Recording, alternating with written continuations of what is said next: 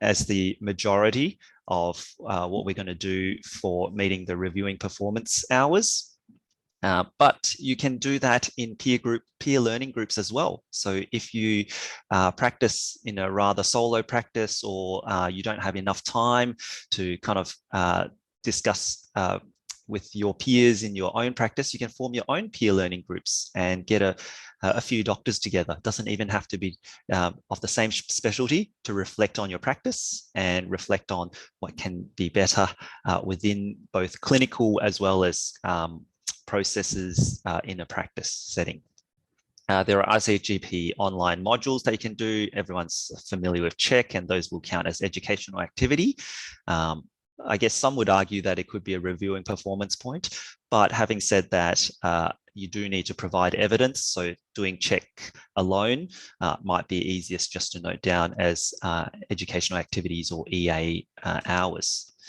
Now, reading, as I mentioned before, you can be reading up to date, you can be reading therapeutic guidelines, you can be reading RACGP, and these are kind of medical sources of information, can be your educational activity hours. Now, if you do reflect on it and document the reflections and review how that might impact your practice, then that can also count as reviewing performance points, or hours, I should say. Case-based discussions are a great way to get your reviewing performance hours because you can discuss cases with your peers, and that kind of is what clinical practice meetings can do as well. So it can be rolled up into your practice meetings.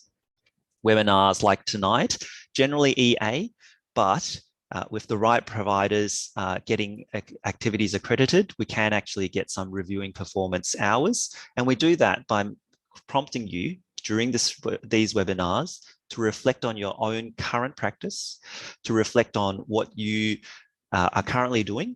And then post-webinar, we give you a survey where you can enter new answers in, I guess, once you've reflected and learnt from tonight's webinar about what you can do to improve your current clinical practice. So that's reviewing performance, and tonight's webinar is accredited for these hours under RACGP and ACRIM as well. So, yep, this is a bit of a plug from RACGP about their My CPD app. Having downloaded it myself, I do think it is a really, really valuable app, and it's very, very convenient because you can just quickly pick up your phone like this, quickly pop into the My CPD app. And for example, if you missed tonight's webinar and you actually still watched the recordings and participated in some of the reflection activities, you can quickly log in to CPD app like this. Sorry, I think it's not showing on my blur screen. And then quickly pop into the quick log. Nazia, next page. So this is what the CPD app looks like. So you can first of all see what you're missing, you know, your educational activities, your reviewing performance and measuring outcomes hours, and you can see what the minimum hours are, the 0 out of 5 hours that you can see towards the bottom of the left screen. That gives you the minimum hours that you require. And then you can do a quick log, which is when you press that plus button at the bottom of your app, you can quickly press that, and then on the right screen, you'll see that it'll pop up the quick log where you can document the type of CPD that you're doing. And often you do need to write a bit of reflection for the reviewing performance hours, and hopefully you will have some reflections after an educational activity, whether it be tonight or another night. Now, just to emphasize though, you don't need to do that for tonight's webinar if you've attended in person, but some of our attendees will be watching this in retrospect and watching the recording, in which case do use the quick log function on your CPD apps, whether it's RACGP or ACRIM, to make sure that you capture tonight's reviewing performance hours, which, as I mentioned, probably the hardest bit of the new CPD changes. All right, next slide. So this is what the website looks like. This is of course, the RACGP version. So it's a very similar look to the app, but you can log in, and there are a few more functions like helping log a GP-led activity, where you can actually log a, sorry, previous slide, yes. you can actually log a practice meeting, for example. So instead of my practice and our 10 part-time doctors kind of all logging individually, I normally just hop on and upload our meeting minutes as evidence, write a few points of reflection about the cases that we discussed, and bam, I've got all 10 GPs all logged for their reviewing performance hours for their 1 hour of practice meetings. And as I mentioned, you don't have to do that within your practice. You can work with friends, peers. It doesn't even have to be the same specialty. You could have a peer group with other non-GP specialists, allied health, whatever that suits you, but as long as you are actually reviewing your performance and reflecting on your practice. All right, next slide. This is the professional development plan. This is a template on the RACGP website. You don't really, it's nothing too fancy, but it is thinking a little bit about what your current situation is in terms of what you're practicing. Now, there's a few GPs that have kind of talked about the fact that they are not necessarily in a clinical role, and you might document that. That's what your current situation is. And then what are your learning goals? You know, is it about clinical governance that you need to learn a little bit more about if it's in a non-clinical role? You can document different types of goals and different types of learning needs that are relevant to your professional practice. And then you can plan what you want to do with your the upcoming CPD year, which is fast disappearing, I must say. We've already passed the first quarter today. So, but you can plan ahead and see, okay, I'm missing, say, for example, I want to learn a bit more about skin, and you might pop down, I want to do a graduate certificate in skin cancer medicine, etc. Next slide, thanks, Nazia. You can browse on the RACGP CPD portal for activities, such as tonight's activity. So they will list all the accredited activities that the RACGP's CPD providers have registered with the RACGP. Next slide, thanks. That's just a little bit about where you find the actual log on the website. So when you log onto the website, it's on the top right-hand corner, where you can quickly put into quick log, which is pretty much the best feature, I would say, of the CPD website, where you can quickly log 30 minutes of having consulted therapeutic guidelines during your morning session. Or you can quickly log the fact that you hopped on, you listened to a podcast on your way to work about, say, the newest diabetes medications, such as the GLP-1s, the Ozempics, your Trulicities, etc. And the GP-led activities, oh, sorry, Nazia, just back there, going down the advanced life support, but the GP-led activity that I mentioned before, that is actually a really useful feature that I use all the time. Every week, our practice does a clinical meeting that's 1 hour, and I hop onto that GP-led activity so that I can document the 1 hour of CPD that we've done at our practice for all my GPs. So I just need to log that for myself, but at the same time, input all my other colleagues' CPD numbers as well as their last name. And then it loads into their CPD portal as well, which is fantastic and a great time saver. Next slide, thanks, Nazia.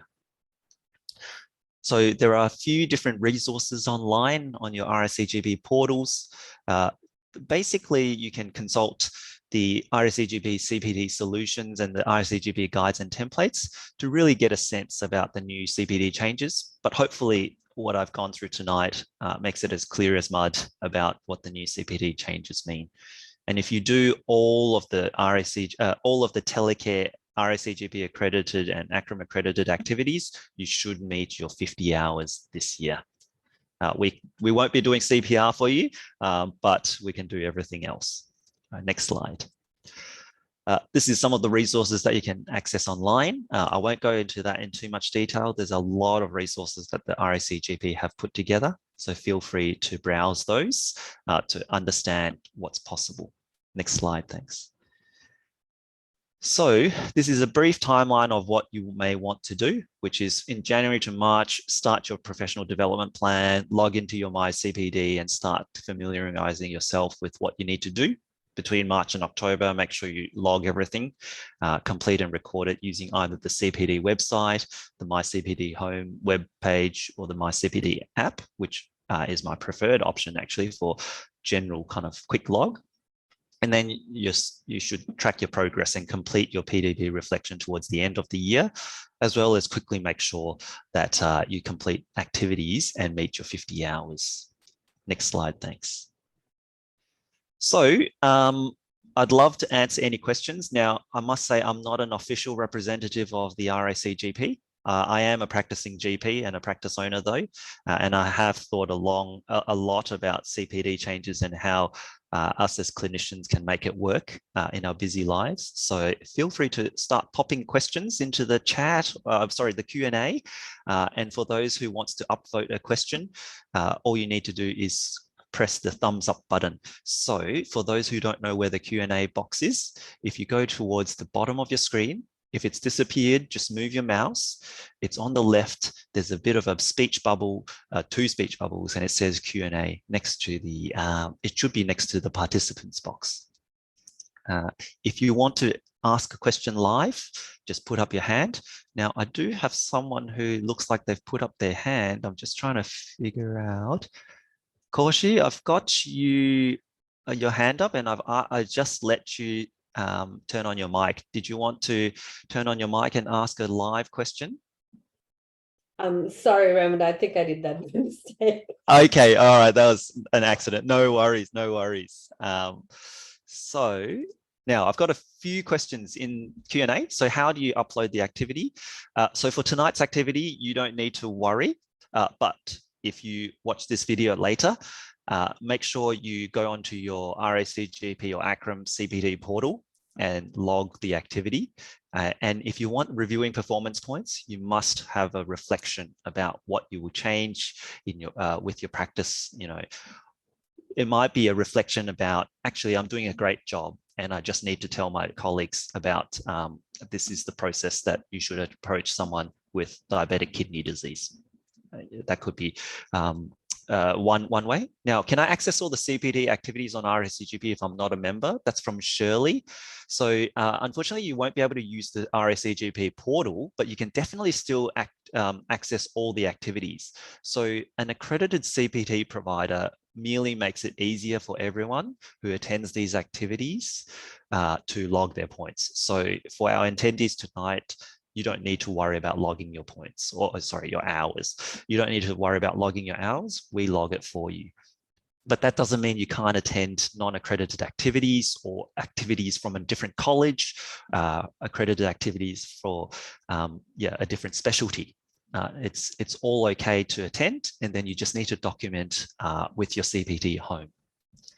How can I achieve measuring outcome? Good question. I was going to leave that till the end after the questions, but basically we've come up with a template and we want to roll out one a month to the GPs and doctors who have signed up to our CPD events list.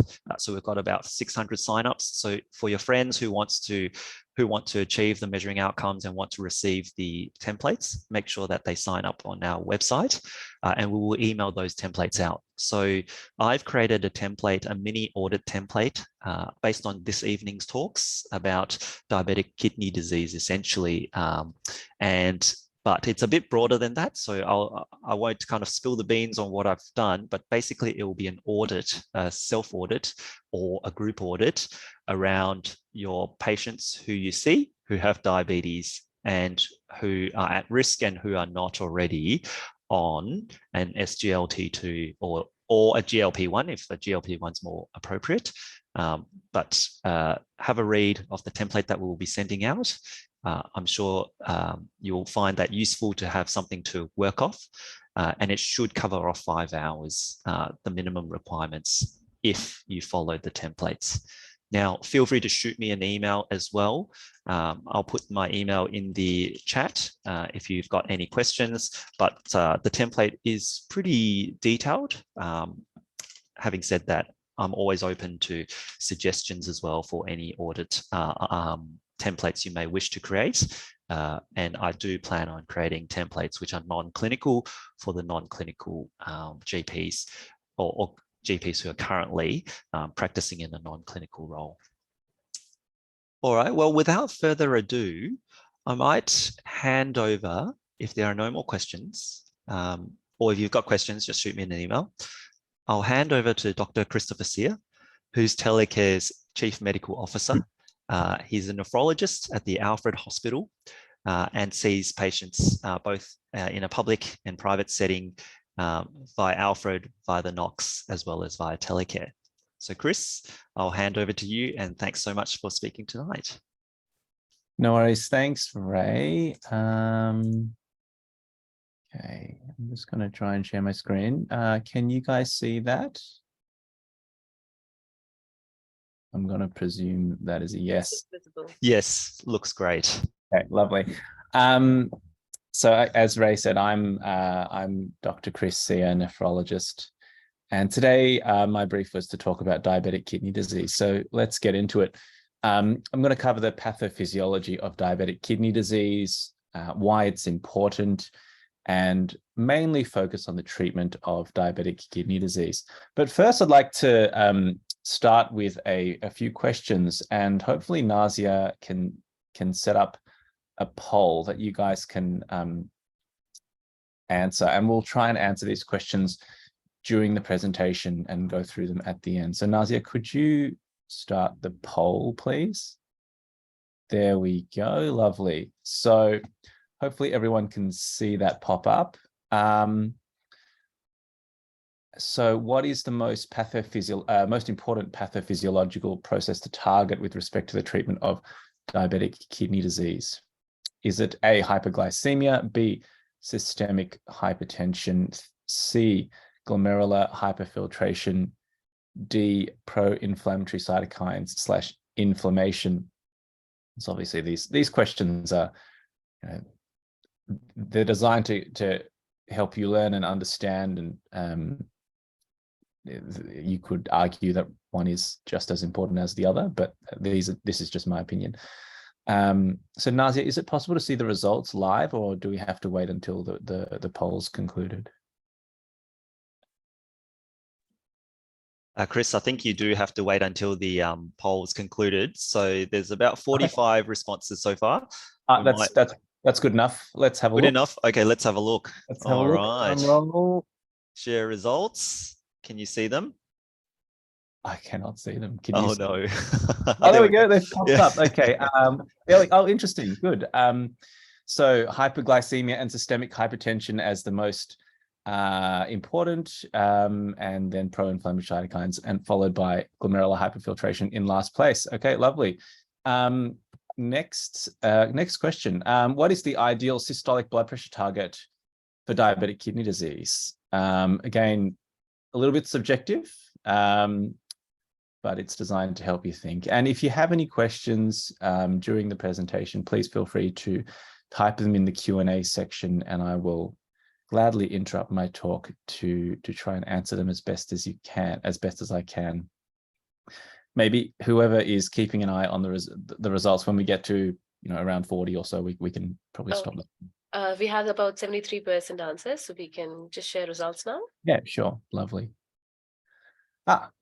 Wonderful. So most people are going with 130 systolic. Some people going with 120, which is so most people 120 to 130. Lovely. Good. Okay, the next one. Currently, the lowest eGFR at which there is evidence for benefit for SGLT2 inhibitors in patients with diabetic kidney disease, or for that matter, non-diabetic kidney disease, is 25 mils per minute, 30 mils per minute, 25 mils per minute, 20 mils per minute, 15 mils per minute. Again, this one is a bit tricky. They're all a little tricky and subjective.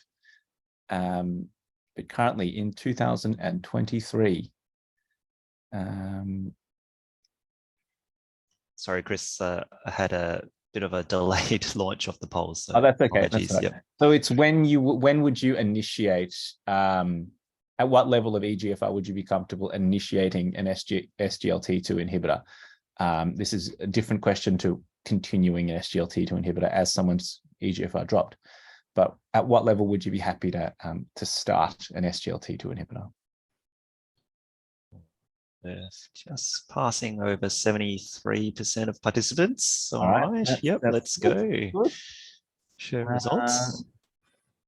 Show results. Okay, most people going with 30. Good, good. I've got to remember these answers, don't I? So mostly 30. Okay, good.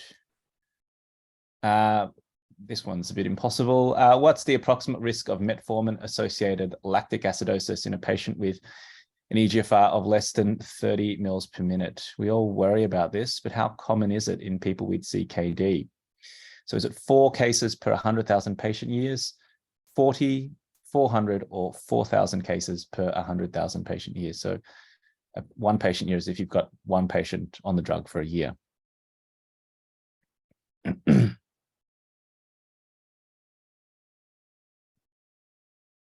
All right, we're almost at 70% answered.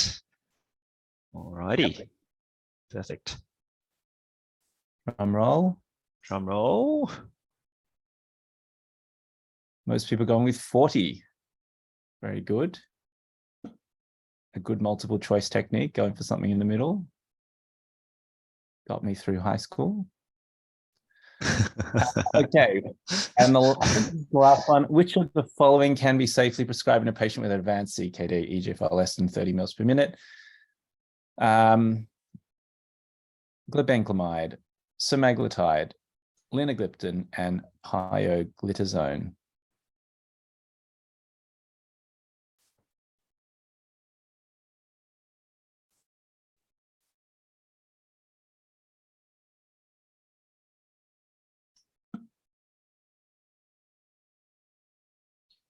All right, we're creeping over the 70% mark and we'll end there.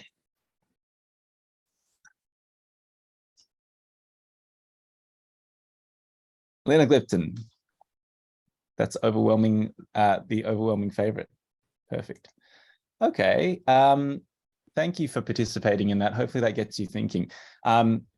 Now I wanted to quickly go through a case study. A 59-year-old male, he's obese, he's got hypertension, blood pressure 160 systolic, creatinine 150, HbA1c suboptimal at 8.1%.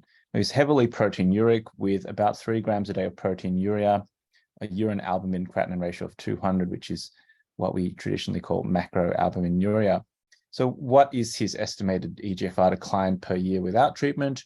What's his estimated EGFR decline per year with maximal ARB therapy? And I'll get into the answers for this later in the talk. So let's go through the pathophysiology of diabetic nephropathy. And I believe the most important pathophysiological mechanism to target is glomerular hyperfiltration. So what do I mean by that? We're talking about increased single nephron GFR or glomerular filtration. So how much blood is going through each individual nephron?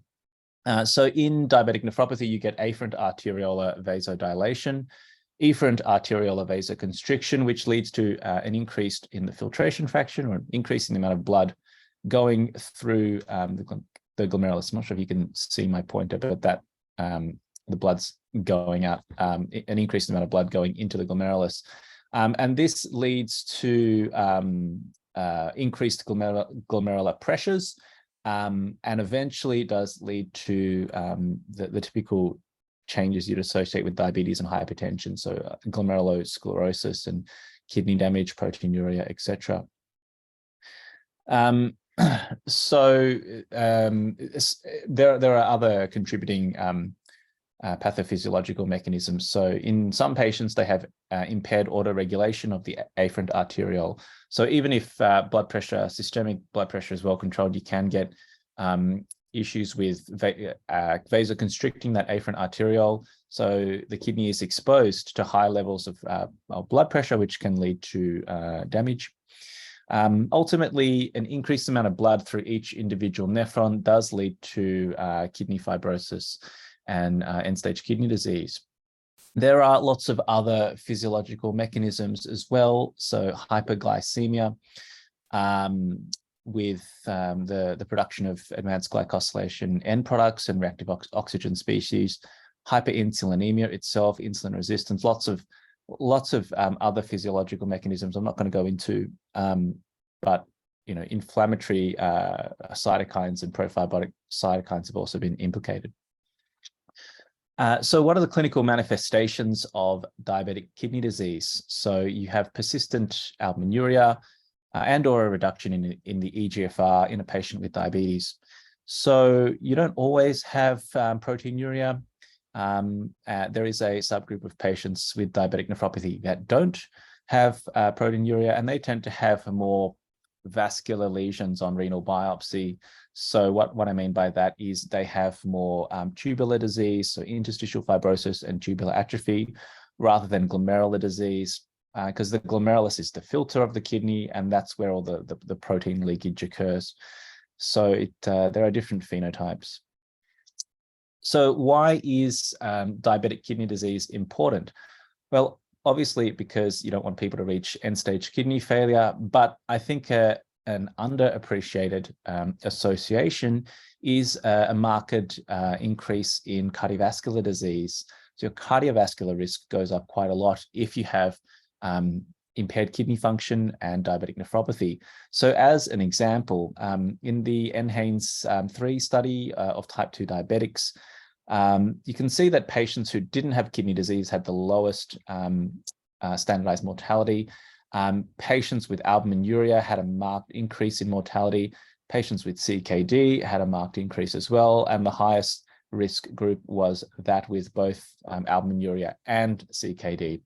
So diabetic kidney disease is an important risk factor for cardiovascular disease and mortality. And of course, it is still a very, very important cause of end-stage kidney failure. Unfortunately, I see a lot of dialysis and transplant patients, and still, according to ANN's data, which is our national database, diabetes is by far and away the most common cause of end-stage kidney failure in Australia still.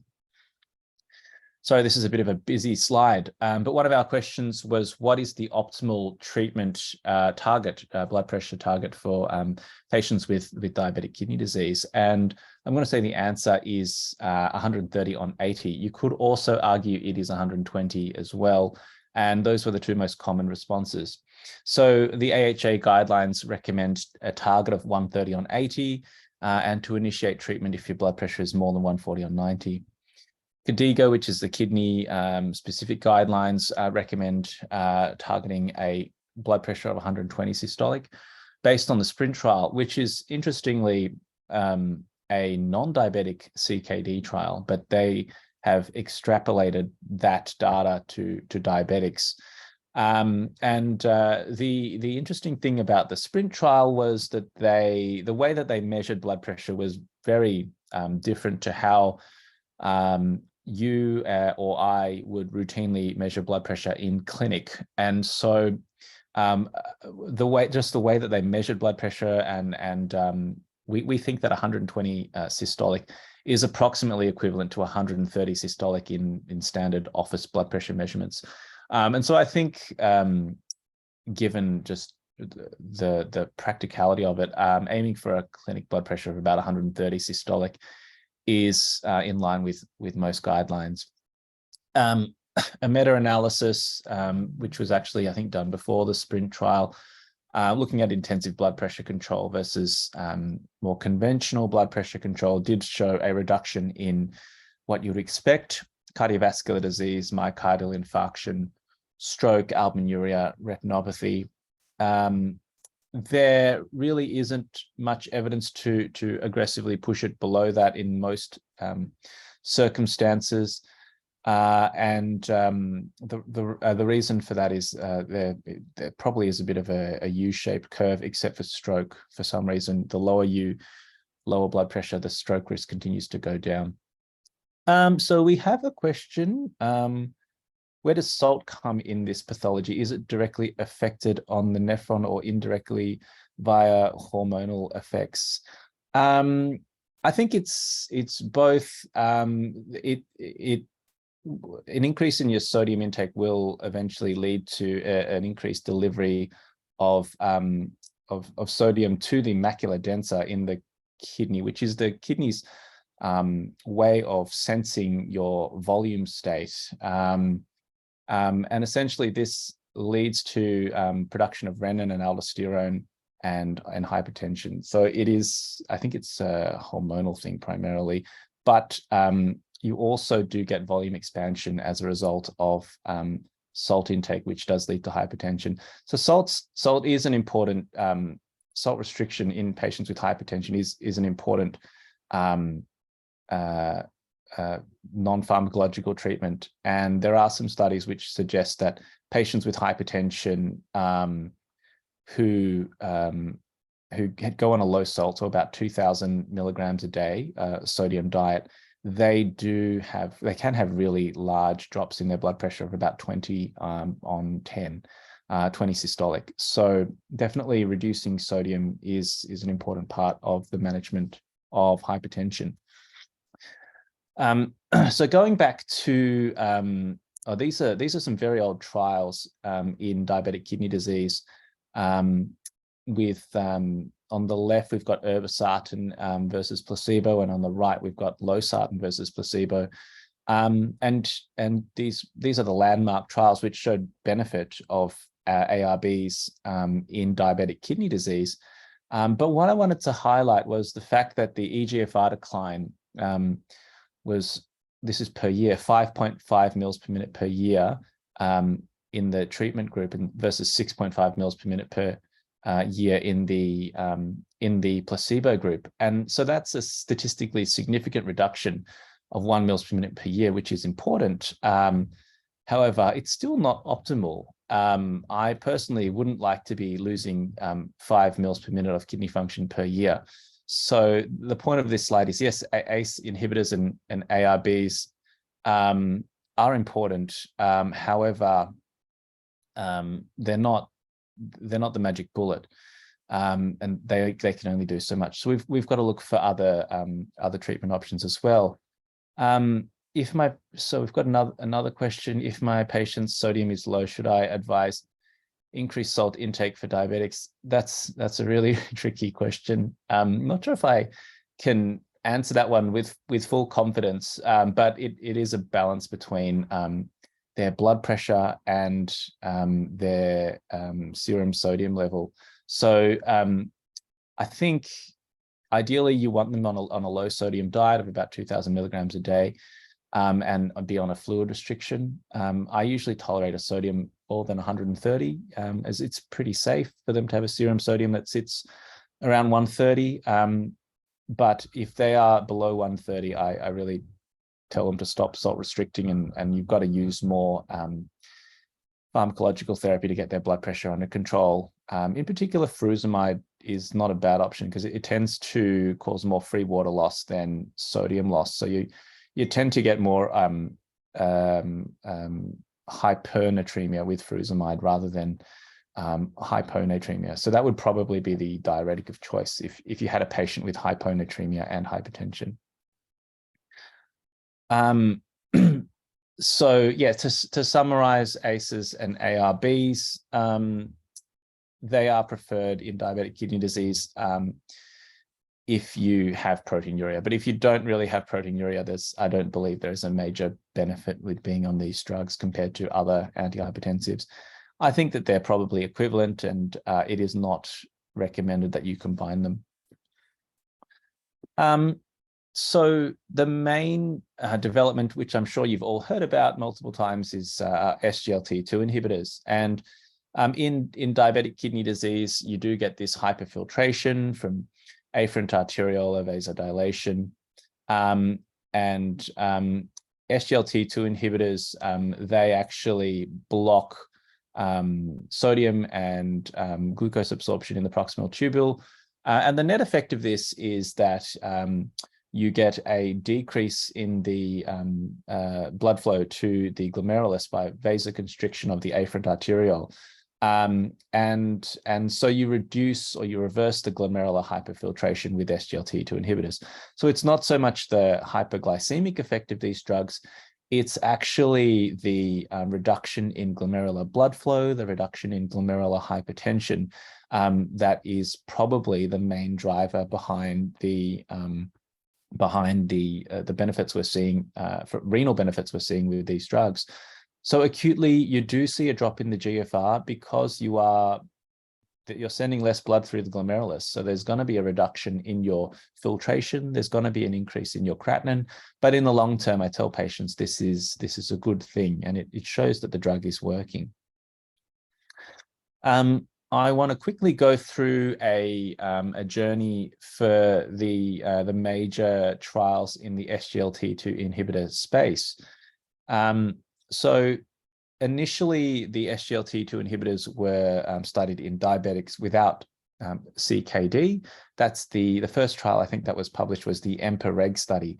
So these are cardiovascular trials. They're not looking at renal patients. They're not specifically looking at renal outcomes. They are geared towards making sure that these drugs are safe from a cardiovascular disease. It's one of the FDA's requirements, I believe, that any new diabetic drug goes through these large cardiovascular trials to make sure that these drugs don't kill people. So that was the first trial. Then later, patients with CKD were studied, and that was in the Credence trial. I think was the first of its kind. These were diabetics, though. And the DAPA-CKD trial was the first of its kind to study SGLT2 inhibitors in non-diabetic CKD patients. I know we're talking about diabetes here, but it was studied in diabetic and non-diabetic CKD, but they had to have macroalbuminuria. And the final study that was recently published is called EMPA-Kidney, which looked at empagliflozin in non-diabetics and diabetics, but in non-proteinuric CKD. So this is the journey. We started with just the general population, then CKD, then non-diabetic CKD, and now non-diabetic CKD without proteinuria. So empagliflozin in the EMPA-REG study, again, this is the cardiovascular trial. And you can see that there was a reduction in the death from any cause or death from cardiovascular disease by about 30 to 40%. So really impressive cardiovascular benefits. And there was a signal towards there being a renal benefit as well, with a hazard ratio of 0.61. So even though this wasn't a renal outcome study, the initial trials were very positive for these drugs. How early can we use SGLT? We've got a question, sorry. How early can we use SGLT2 inhibitors? Or do we wait until the HbA1c is greater than 7? Just let putting PBS aside. In other words, can we use it as first line? I think that's a great question. Maybe I will get to answering that at the end. I've got a slide about the PBS criteria, but it is a very good question, and I think part of it relates to the fact that these drugs are not particularly expensive. So the next trial to talk about is Credence, which is canagliflozin, studied canagliflozin, which is not available in Australia, but I don't think it is anyway. But we believe they're all pretty similar. I think it's all a class effect. But this was the first study to look at SGLT2 inhibitors in patients with CKD. So you can see that most trials declare, I think was dapagliflozin, Canvas, I think was canagliflozin, and EMPA-REG was empagliflozin. They were all studies in patients with predominantly without CKD, so no proteinuria, GFR more than 60.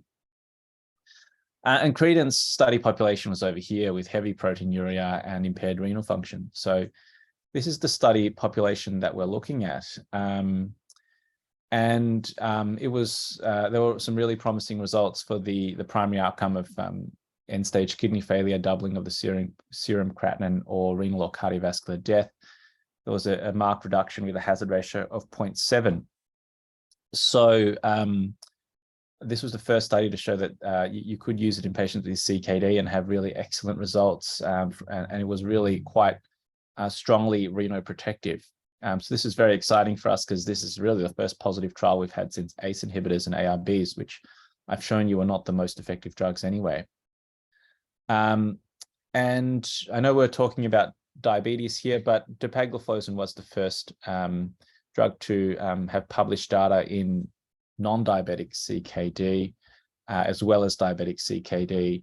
We saw very similar risk reductions with dapagliflozin and canagliflozin for the composite combined renal outcome, with a relative risk reduction here of 39%. So excellent outcomes. And also there was a reduction in mortality as well, not just a renal benefit, but of course there was a mortality benefit as well. I'm not going to talk about the cardiac benefits and the hospitalization for heart failure, etc., but these drugs have multiple benefits. And finally, empagliflozin was studied in EMPA-KIDNEY, and the exciting thing about this study was that it looked at people with eGFRs down to 20 mils per minute. And if you had an eGFR down to 20 mils per minute, you didn't actually have to have any proteinuria. So that's what was novel about this trial.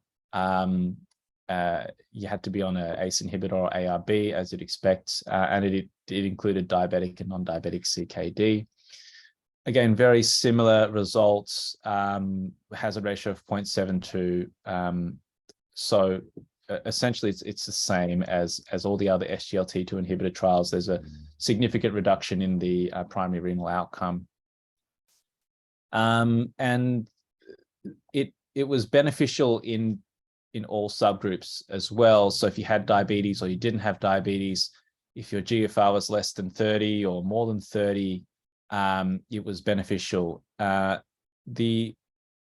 It's not showing up here that patients without proteinuria had any benefit in terms of the primary renal outcome. However, if you look at the long-term slope data, so how rapidly, or the rate, I guess, at which the kidney function declined, you do see that there appears to be a benefit in patients without any proteinuria as well. Any data regarding eGFR more than 90 with proteinuria? So as far as I'm aware, I'm not aware of that. I think dapagliflozin, the DAPA-CKD trial, the inclusion criteria were 25 to 75 mils per minute.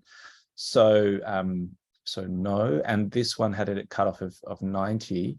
I can tell you in clinical practice, though, that's not stopping nephrologists from prescribing it to patients with an eGFR more than 90. So I would encourage you to do that, even though perhaps the trials haven't been done. Sorry, I probably should repeat the question before answering the question, but the question was, is there any data regarding eGFR more than 90 with proteinuria?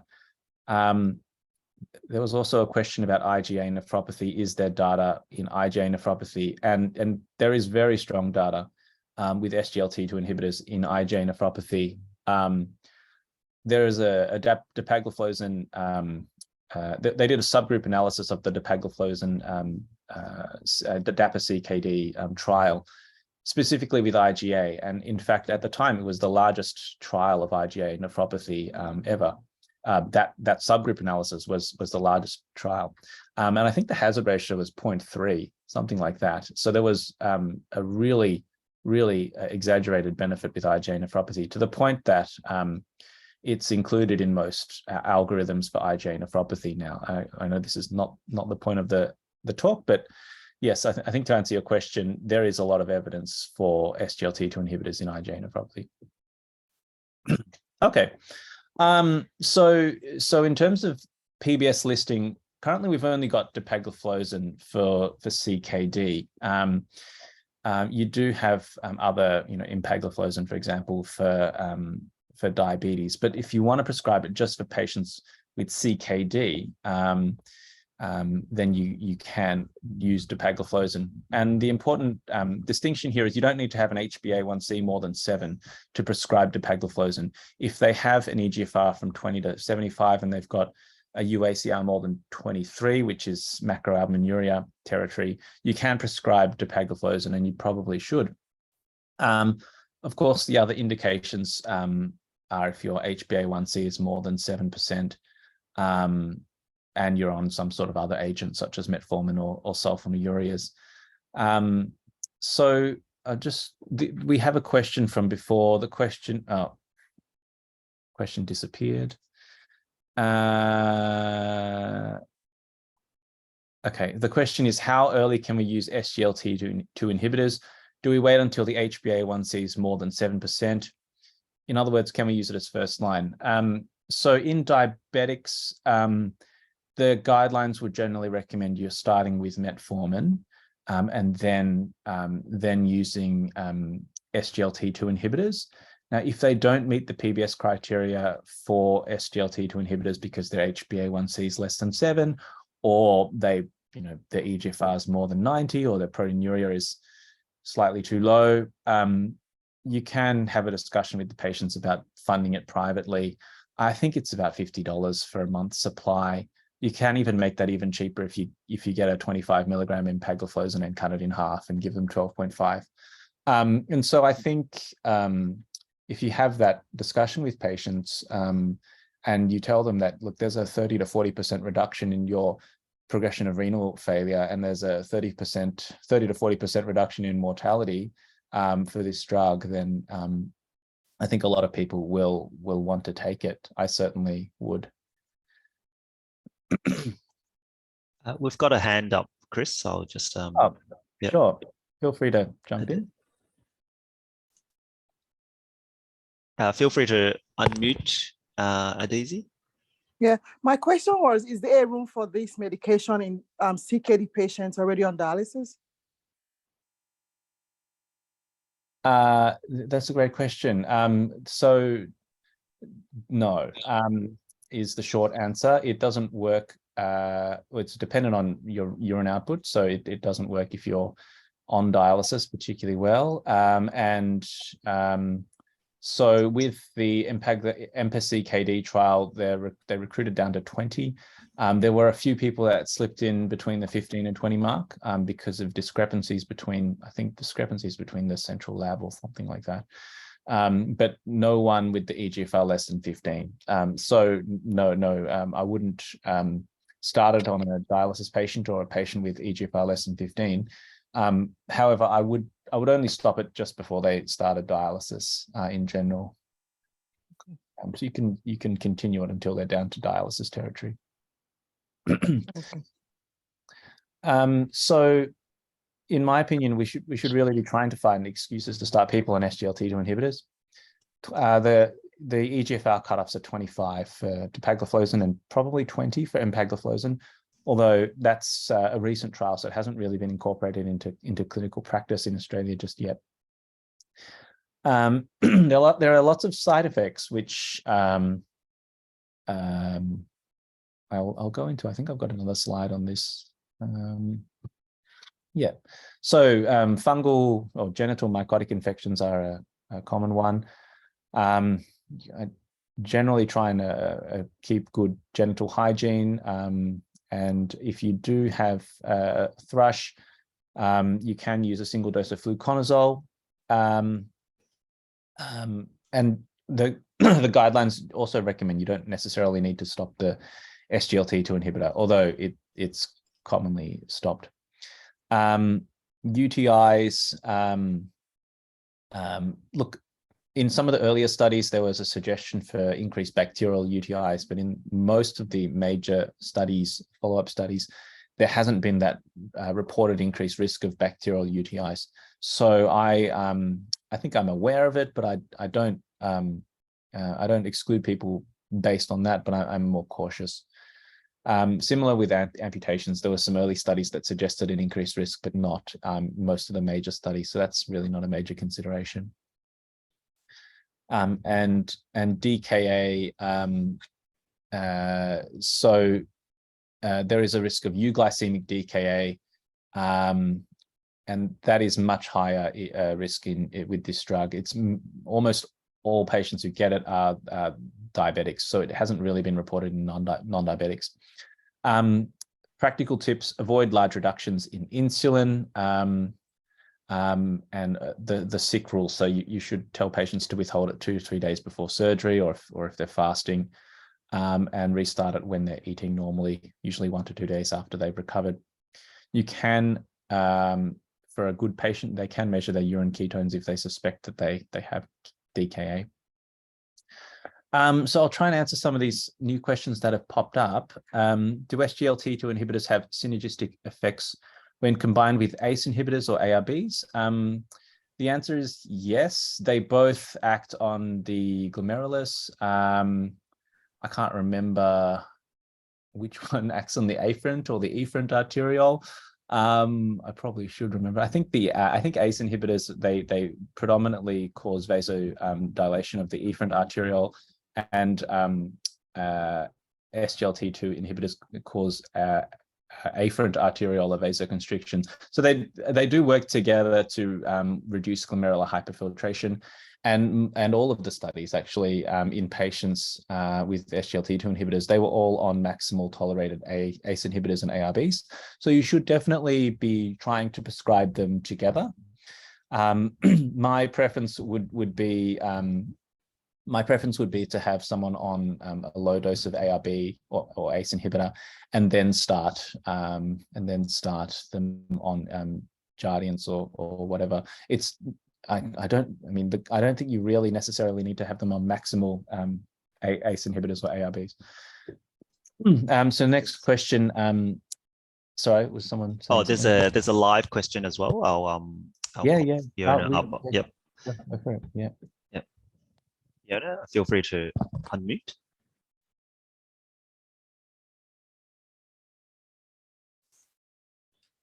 Whilst Fiona's working out the unmute, just answer the next question. I'll answer the other two. Is it okay to be prescribed SGLT2 inhibitors and GLP-1 receptor agonists together? That was from Dr. Fernando. I believe on the PBS that you're not allowed to do that. I don't think you're supposed to prescribe them together. I mean, and I don't think in these trials they were studied together. So probably a bit of an evidence-free zone, and something you probably shouldn't be doing unless you know what you're doing. So I'd advise against it. However, it would be possible to privately fund the SGLT2 inhibitor and get the GLP-1 agonist on the PBS. But I wouldn't say it's common practice, so I would probably steer clear of that. We've got a question from Mikhail Yakub about a patient on Jardiance or empagliflozin who had penile candidiasis and then had a circumcision and stopped getting fungal infections. That's a very good point. Circumcision, being uncircumcised is a risk factor for male fungal infections. It seems to me to be quite a drastic step, but if it causes 30 to 40% reduction in mortality and heart failure admissions and all these other benefits, then sure, you can recommend a circumcision. Well, I haven't personally done it myself. But it is a good point. I think those who aren't circumcised are at high risk of thrush. Fiona? Oh, sorry. It was a mistake. Oh, no worries. No worries at all. Technical mistake. Sorry. Yeah, no worries. Okay. Let's check the time. Okay. We've got a bit of time. Maybe was it 10, 15 minutes, Nazia, to speed through everything else? 15 more minutes, yeah. 15, okay. So really broad guidelines about HbA1c targets in CKD. Patients with CKD are generally at increased risk of hypoglycemia. All the drugs, including insulin, tends to float around a bit longer. There's reduced gluconeogenesis as well. So they are at increased risk of hypos, and I generally stick to the HbA1c target of 7, although there is a bit of leeway if they have a lower life expectancy. And guidelines would go for 6.5 to 8. So metformin is excreted by the kidneys, and there is an inverse relationship between the eGFR and plasma levels. So you will get higher levels in patients with lower GFR. And in the general population, mortality metformin users had a decreased mortality compared with conventional treatment. People on sulfonylureas or insulin. And in patients with CKD, mortality is lower in metformin users as well. So metformin is a good drug. It's associated with lower mortality in CKD patients and the general population with diabetes. So we really shouldn't be throwing metformin out the door. But the concern is, of course, lactic acidosis in patients with CKD. And I think it is generally overstated, the risk of lactic acidosis. And most of the cases of patients who had lactic acidosis who were on metformin, they had other reasons to have lactic acidosis, such as myocardial infarction or sepsis. And the crude incidence of lactic acidosis in one study of 50,000 patients was quite low. So it's 3 to 4 cases per 100,000 patient years. 3 cases per 100,000 in patients on metformin and 4 in patients on sulfonylureas. That's in the general population, though. In CKD, though, there does appear to be an increased risk, especially as your GFR gets lower and lower. And you can see that the incidence does increase to 39 cases per 100,000 person years if your eGFR is less than 30, according to this study by Ritchie. And there are other similar studies which suggest that the major increased risk occurs when the eGFR is less than 30. I still think you've got to balance the risks and benefits. 39 cases per 100,000 person years, it doesn't seem like a very high risk of lactic acidosis. And you've got to compare that against the benefits of better diabetic control and the decreased mortality associated with metformin use. So what do the guidelines recommend? So AMH and MedSafe, which is a New Zealand guideline, do make a provision for people with creatinine clearances less than 30. They suggest you can use 500 milligrams a day. However, the US FDA and the MJA say you shouldn't be using metformin if the eGFR is less than 30 mils per minute. So I think you've got to be a little bit careful. But if you do want to use metformin at a low dose in people with an eGFR less than 30, I think there are some guidelines that support you. I think you can do it after having an informed discussion with the patient about the risks of lactic acidosis versus the benefits. Really briefly, the GLP-1 receptor agonists, liraglutide and semaglutide, of course, they're very popular for weight loss. They have been shown to have some renal benefits, in particular reduction in albuminuria. So they're useful options if for some reason, or in my opinion, if for some reason SGLT2 inhibitor wasn't suitable, or perhaps weight loss was a bigger priority. Semaglutide, of course, big news with all the people trying to use it to lose weight. Hasn't really been well studied in CKD.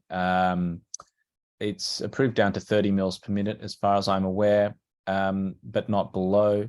They have done pharmacokinetic studies, which did show that the levels were 22% higher in patients with end-stage kidney disease, which doesn't sound like a lot. However, these were single-dose pharmacokinetic studies, which means they just gave them one dose. And I don't really know what's going to happen if you continually give them more and more doses. How high is this going to go? So there's not a whole lot of evidence. I did find an abstract for patients who are on semaglutide with stage 4 and 5 CKD. So that's eGFR less than 30. It's a small study, but it was shown to be pretty safe. Only a 10% discontinuation rate. They lost about 4 kilos in over 200 days. So that sounds pretty good. And there was a small decline in the HbA1c. So there probably is some evidence, although it's not commonly done to put people on semaglutide if their eGFR is less than 30. So we've got another question. Why can't we use SGLT2 inhibitors in type 1 diabetes, but we can combine them with insulin in type 2?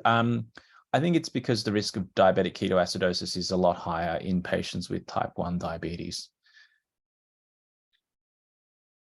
So sulfonylureas, they're not really my drug of choice and most people's drug of choice because of an association with increased mortality compared to other diabetic medications. I prefer gliclazide because it has a lower hypoglycemia risk in patients with kidney disease than glibenclamide and glimepiride, just because of the way that they're metabolized. So I use gliclazide. Apparently, you can also use glipizide, although I'm simple, so I just stick to one.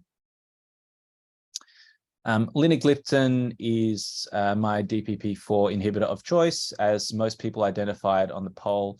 You don't need to adjust it for renal dysfunction, so just give them 5 milligrams daily and forget about it. All the other ones need some dose adjustments. The Carmelina trial was the major cardiovascular trial for linagliptin, and it did show some reduction in albuminuria. So that was positive. Again, not the huge benefits we're seeing with SGLT2 inhibitors, but it can be useful as an add-on.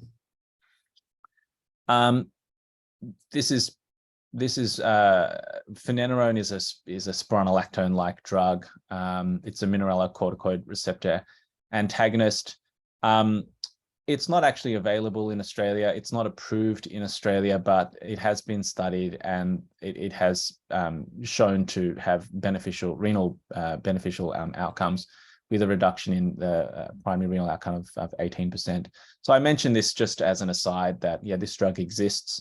We may hear about it later if they manage to get regulatory approval in Australia, but for now, we're just stuck with spironolactone. And I think this is my last slide. It's about diet and lifestyle. And really, this could be a whole talk in itself, but I thought I'd try and mention it here. If people have advanced CKD or proteinuria, I do generally try and suggest they limit their dietary protein to about 0.8 grams per kilogram of their body weight a day. If hypertensive, I ask people to reduce their dietary sodium to 2,000 milligrams a day or less, noting that the average Western diet has about 5,000 milligrams of sodium a day. The standard recommendations for cardiovascular exercise, and I usually recommend a Mediterranean diet, which is a good catch-all diet with good evidence in terms of cardiovascular mortality. You've just got to be a bit cautious about watching the serum potassium in patients who are prone to that because of the high amount of vegetables and fruit and therefore potassium in that diet. Lovely. I think that's it. Oh, and I've just got one more question from Pubudu.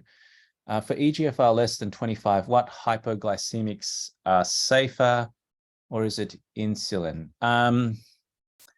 Yeah, it's a bit tricky when you're down to 25. You can use linagliptin, although it's not, the most effective drug. You can cautiously add in gliclazide. I would start very low. Metformin's probably tricky to start, as are SGLT2 inhibitors.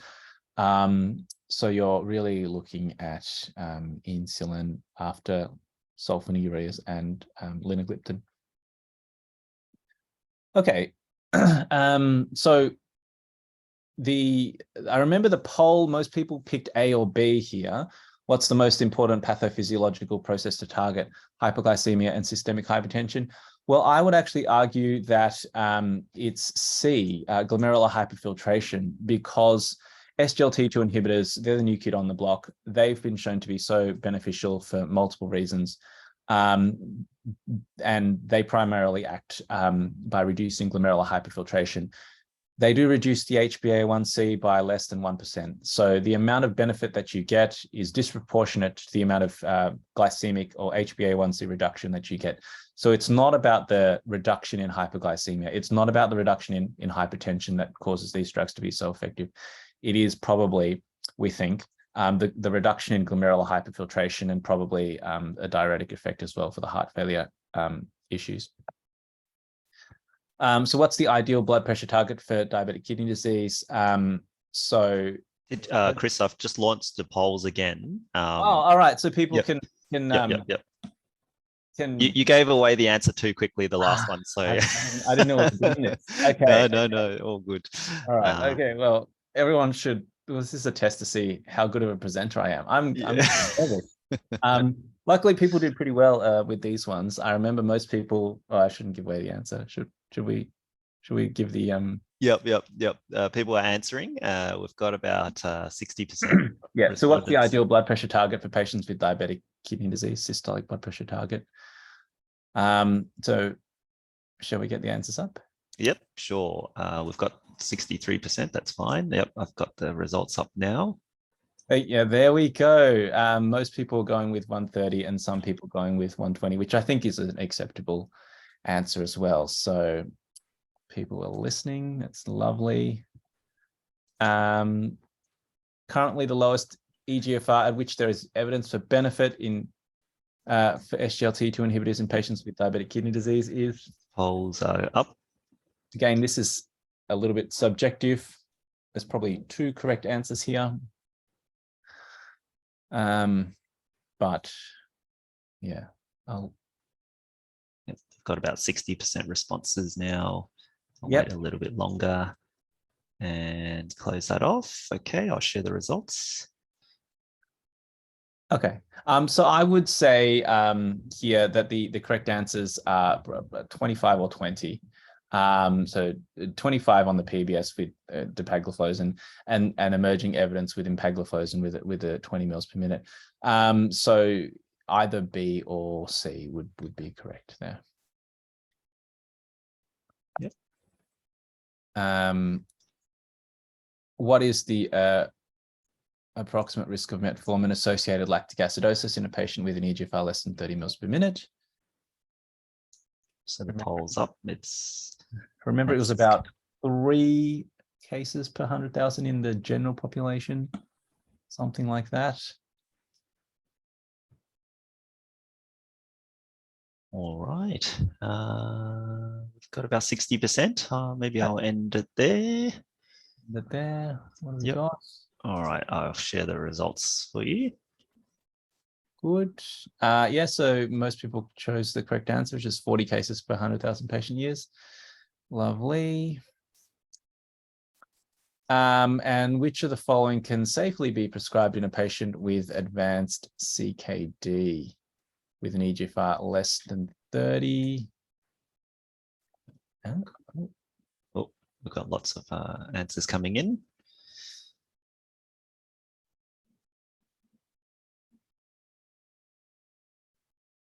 We've got about 60% of respondents. All right. And I think it's very good. Oh, 96%. Lovely. Okay, you guys knew that already, so.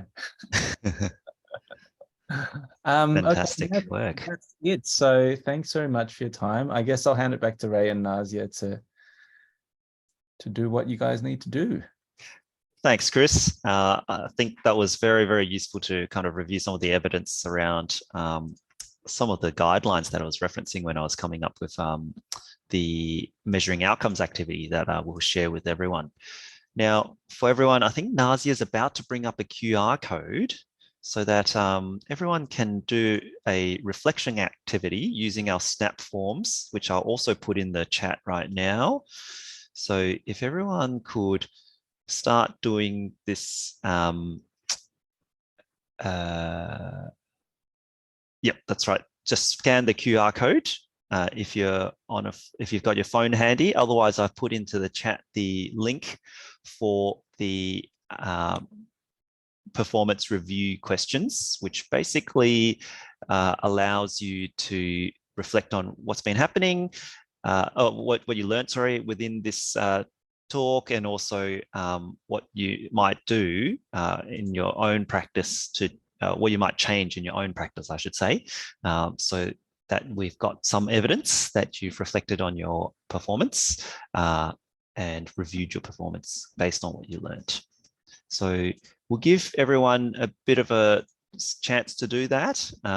So we'll have a 15-minute break, essentially, where you can fill in the questionnaire, have a bit of a chance to reflect on what you did learn, write a few notes down if you wish, and emphasizing that we have recorded this session and it will be uploaded and it will be shared and available, but use this opportunity to write some notes if you wish, and grab a glass of water, a glass of coffee for those of us who had a long day, although probably not recommended for those who have insomnia. So we'll be coming back at 7:30 when we begin the next session, but take a chance to reflect and recharge and rehydrate.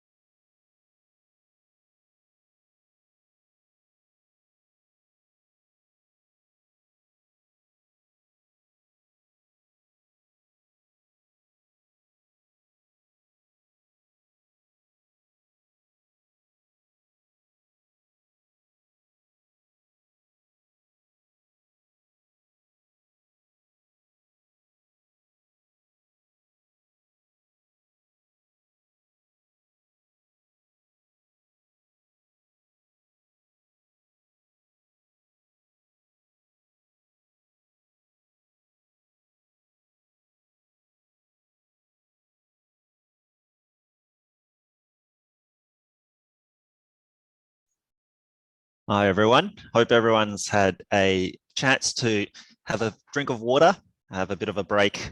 And I'm very impressed that we've still got 75 participants on a Friday night. So kudos to us all who are sticking around and really kind of improving our clinical care. So we're about to get started. And now for this activity, for this upcoming session, we'll do a bit of a pre-activity first so that we can, it's basically a pre-performance review, and then we'll have a post-performance review. So after the session, so we can document, I guess, the changes in your clinical practice and also a few points for reflection. So I'm going to send this link, put this link in the chat.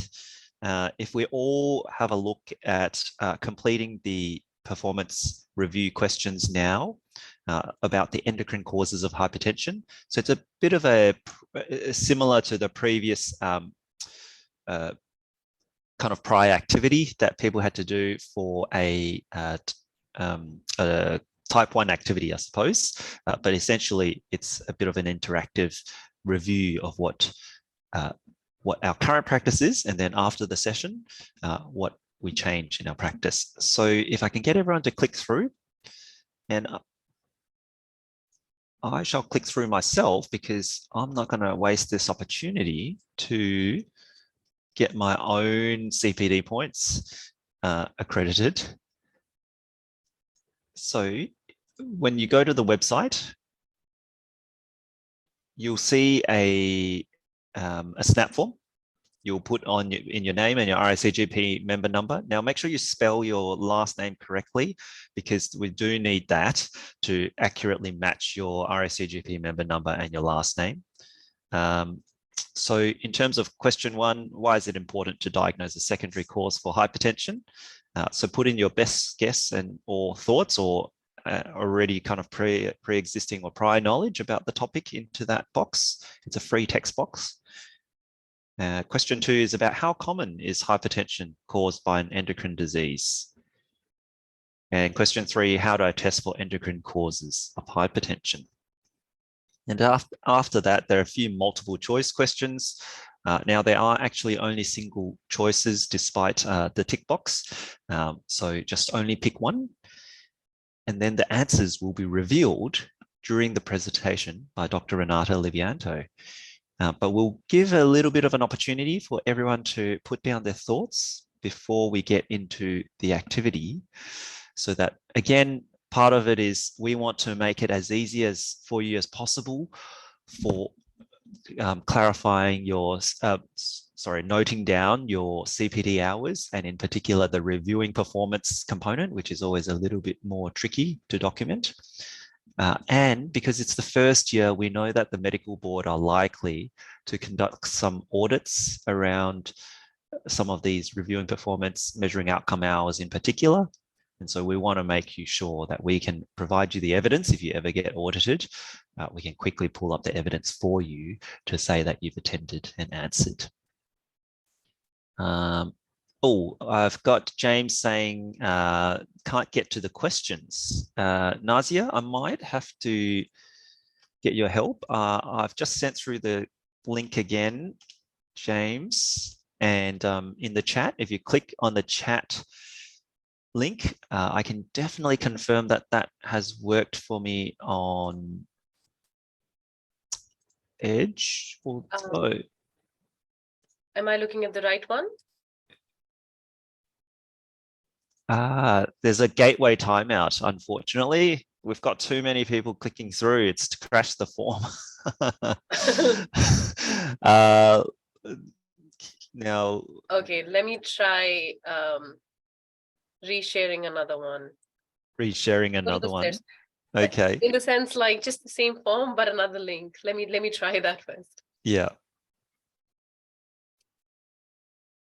Yes, I think the form has crashed. It probably isn't. It's our we use some of these forms to capture data in a clinical setting because these are secure forms. with encryption. So maybe we've managed to overload a system that's not normally used for this. You're right, Ray. I cannot proceed with the forms actually. Okay. All right. As long as it's working for the post review, I think that's the main thing. Yes. Because we do need to document that evidence. So we'll fix it in the background. The pre-questions seem to be struggling with the load of people logging on to fill in the questions. So we'll just need to make sure that we have it ready for the post review. All right. If it's easier, maybe we can start with a presentation because Yep. the form isn't.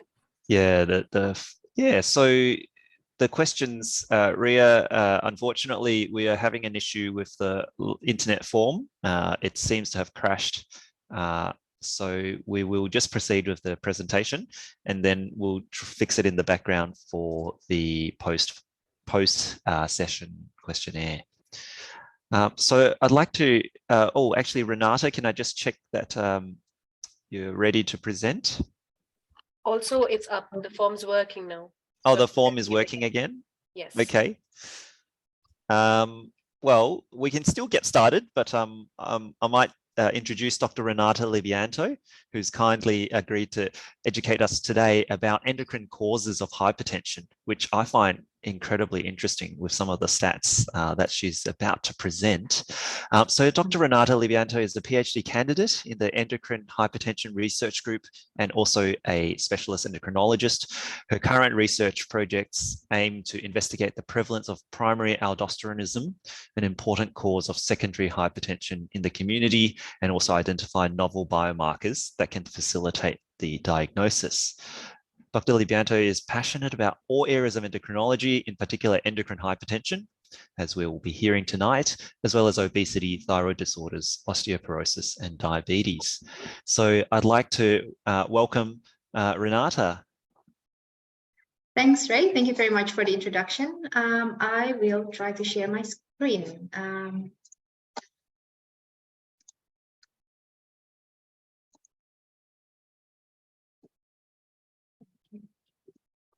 I will put that on the screen. Oops.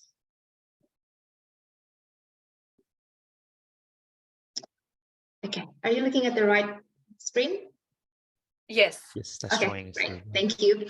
Thanks so much for the introduction, and thanks, Chris, for your talk on diabetic kidney disease just now, which I really enjoyed. Obviously, being an endocrinologist, I see a lot of patients with diabetes, and it's really good to hear about the renal perspective on things. And certainly SGLT2 inhibitor seems to be a very popular drug nowadays. I mean, endocrinologists use it, nephrologists use it, and cardiologists are using a lot of it for their heart failure patients. So it seems to be the drug of the year. And one of the things that Chris talked about in his presentation was the importance of managing blood pressure in patients with diabetic kidney disease. And I guess tonight my presentation will talk about the other causes of hypertension. So when you think about hypertension, I guess the common picture that pops into our mind is the patient who may be obese with type 2 diabetes, hypertension, dyslipidemia, and the metabolic syndrome. And that by far makes up the majority of cases of hypertension. But there is a significant proportion of hypertension that are caused by other diseases that are perhaps a little bit more neglected. So tonight I'll be talking about those other diseases outside of the metabolic syndrome and the usual diabetes picture. I'd like to start with a case just to get our head around the topic. So I have a patient, Mr. NL, who is a 39-year-old man with resistant hypertension. He was diagnosed with hypertension 4 years prior. And apart from hypertension, he has obstructive sleep apnea, for which is on the CPAP machine. He is obese with a body mass index of 35. That's his list of medications. So pretty typical with the perindoprol, lercanidipine, moxonidine, prazosin, as well as 2 potassium tablets a day. Despite all of those medications, his blood pressure remained elevated, 170 on 110. So he has resistant hypertension. And just to refresh our minds, resistant hypertension is defined as having blood pressure greater than 140 or 90, despite 3 or more antihypertensive agents, including a diuretic, or controlled blood pressure on 4 or more antihypertensive medications. Now, our patient was on 4 antihypertensive medications, and the blood pressure was still high, so pretty resistant. 10 to 20% of patients with hypertension have treatment-resistant hypertension, so it's not uncommon. And these patients are at substantially increased risk of having cardiovascular and renal adverse events. Now, what about secondary? Can this patient with resistant hypertension have a secondary cause? Well, 10% of hypertension cases do have a secondary cause, which doesn't include obesity and metabolic syndrome.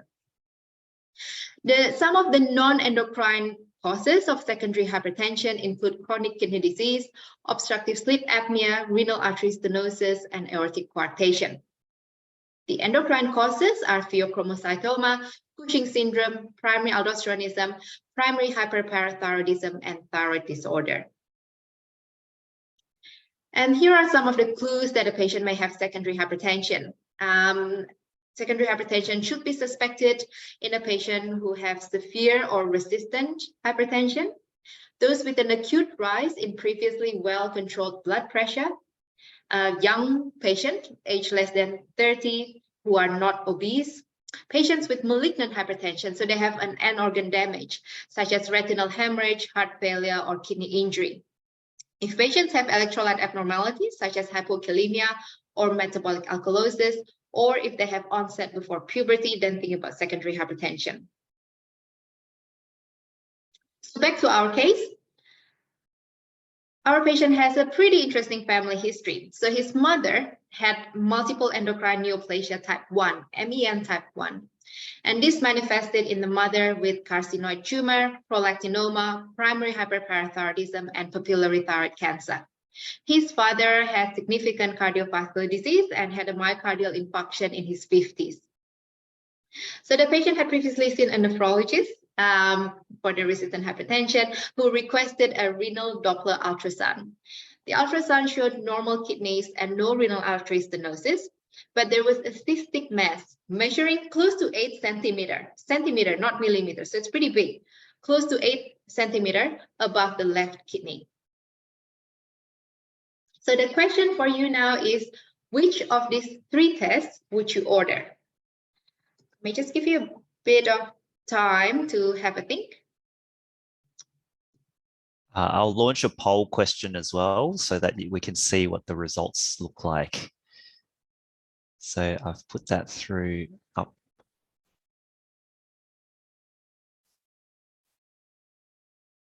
Getting some answers coming through.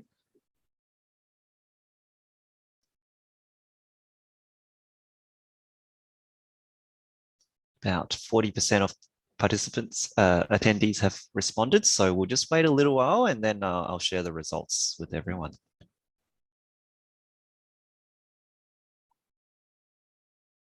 All right, fantastic. We've got about 50 respondents. Okay.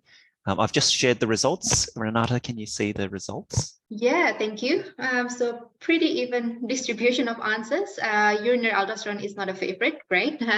And the rest are there. Okay, thank you. I'll come back to this question at the end of the talk.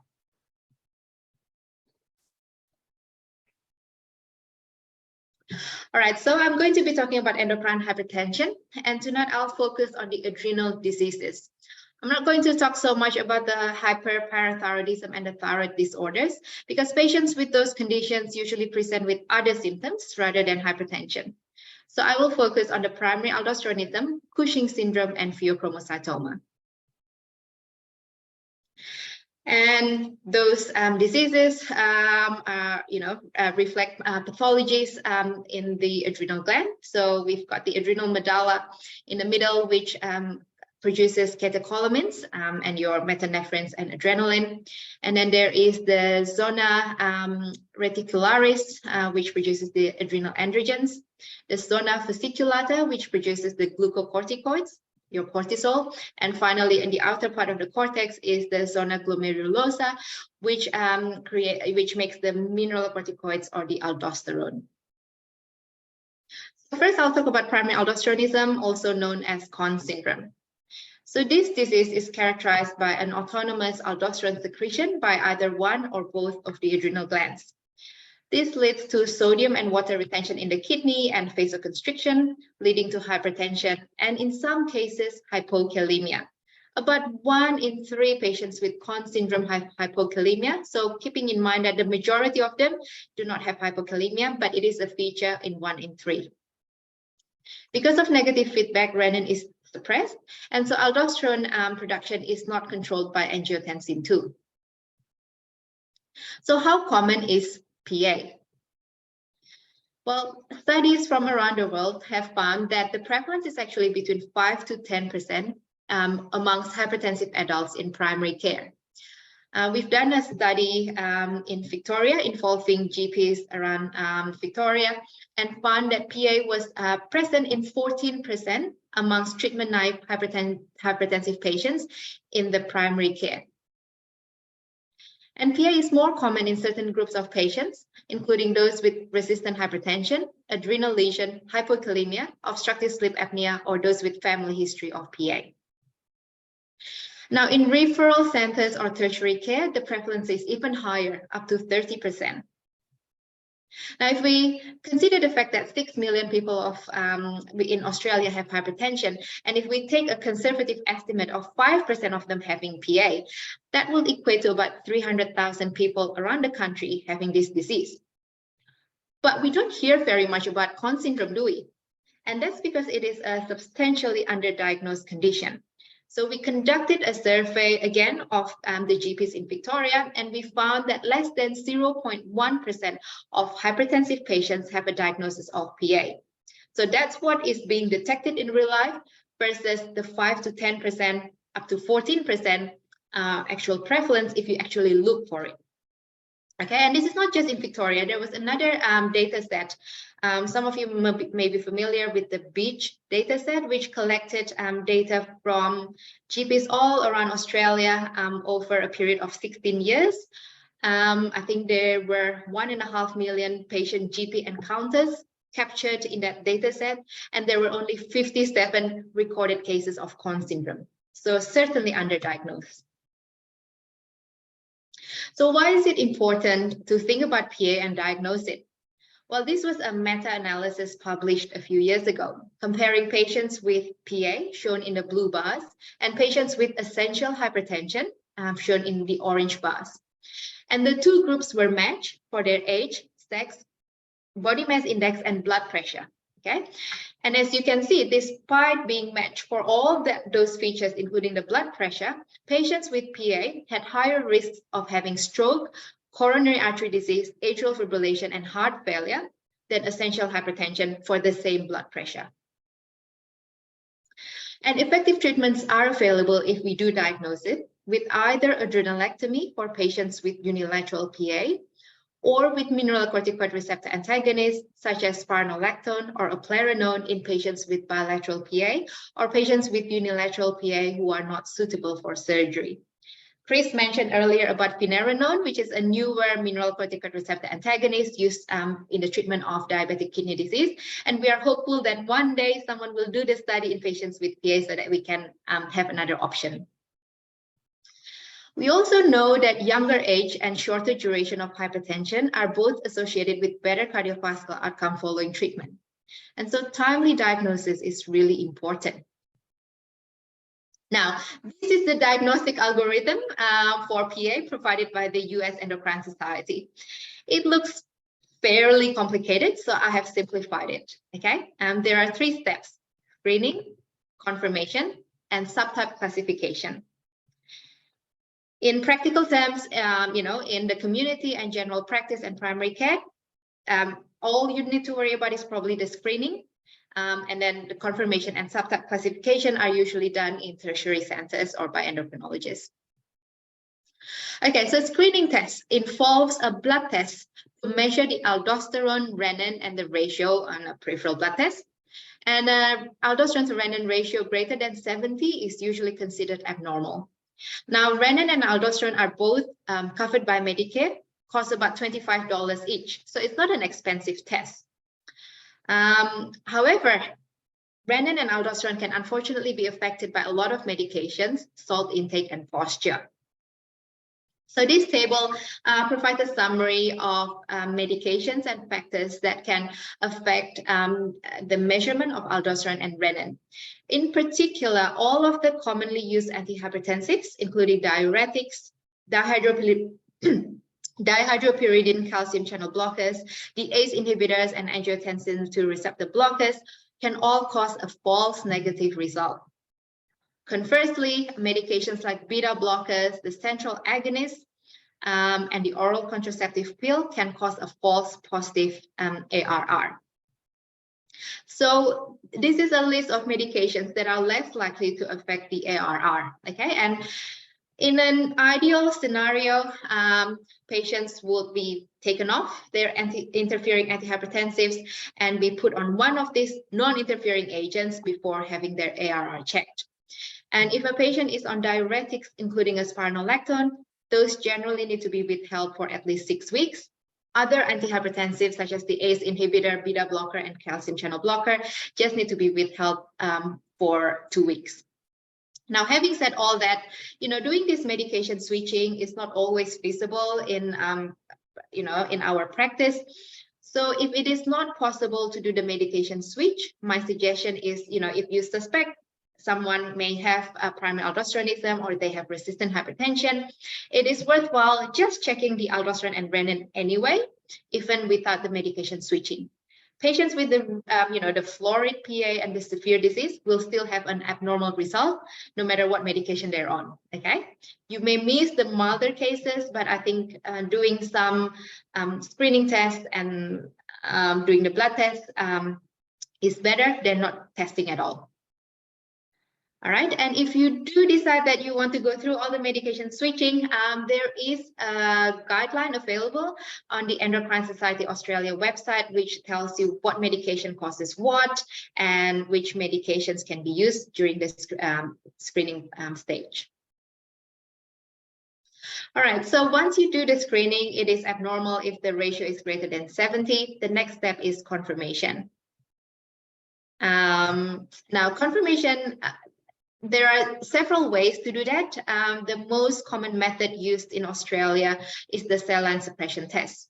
So 2 liters of saline is infused over 4 hours. Patient is usually seated, remains seated throughout the entire procedure, and we measure the aldosterone before and after the saline.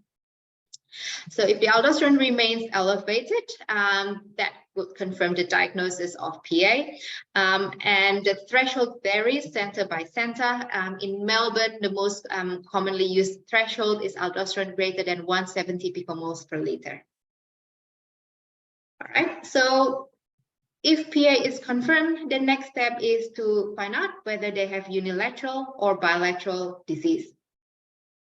And that is done using 2 methods. One is a CT adrenal to look for an adrenal adenoma, such as shown in that picture. And the second method is adrenal vein sampling.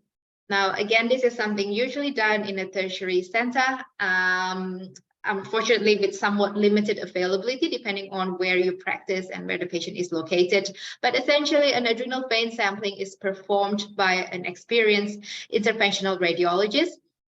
They put a cannula through the groin into the adrenal veins and take samples from both the right and the left adrenal veins and measure the aldosterone level and compare the 2 sides.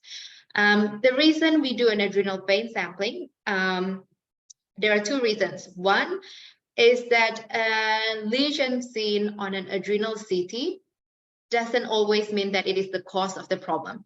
It is not uncommon to see a non-functioning lesion on a CT adrenal, the so-called adrenal incidentaloma. It is quite common. Up to 10% of patients over the age of 60 may have a lesion on their adrenal gland. Okay, so it may be functioning or not functioning. And secondly, on the other hand, patient may have Conn syndrome, but the lesion may be too small to be seen on a CT scan.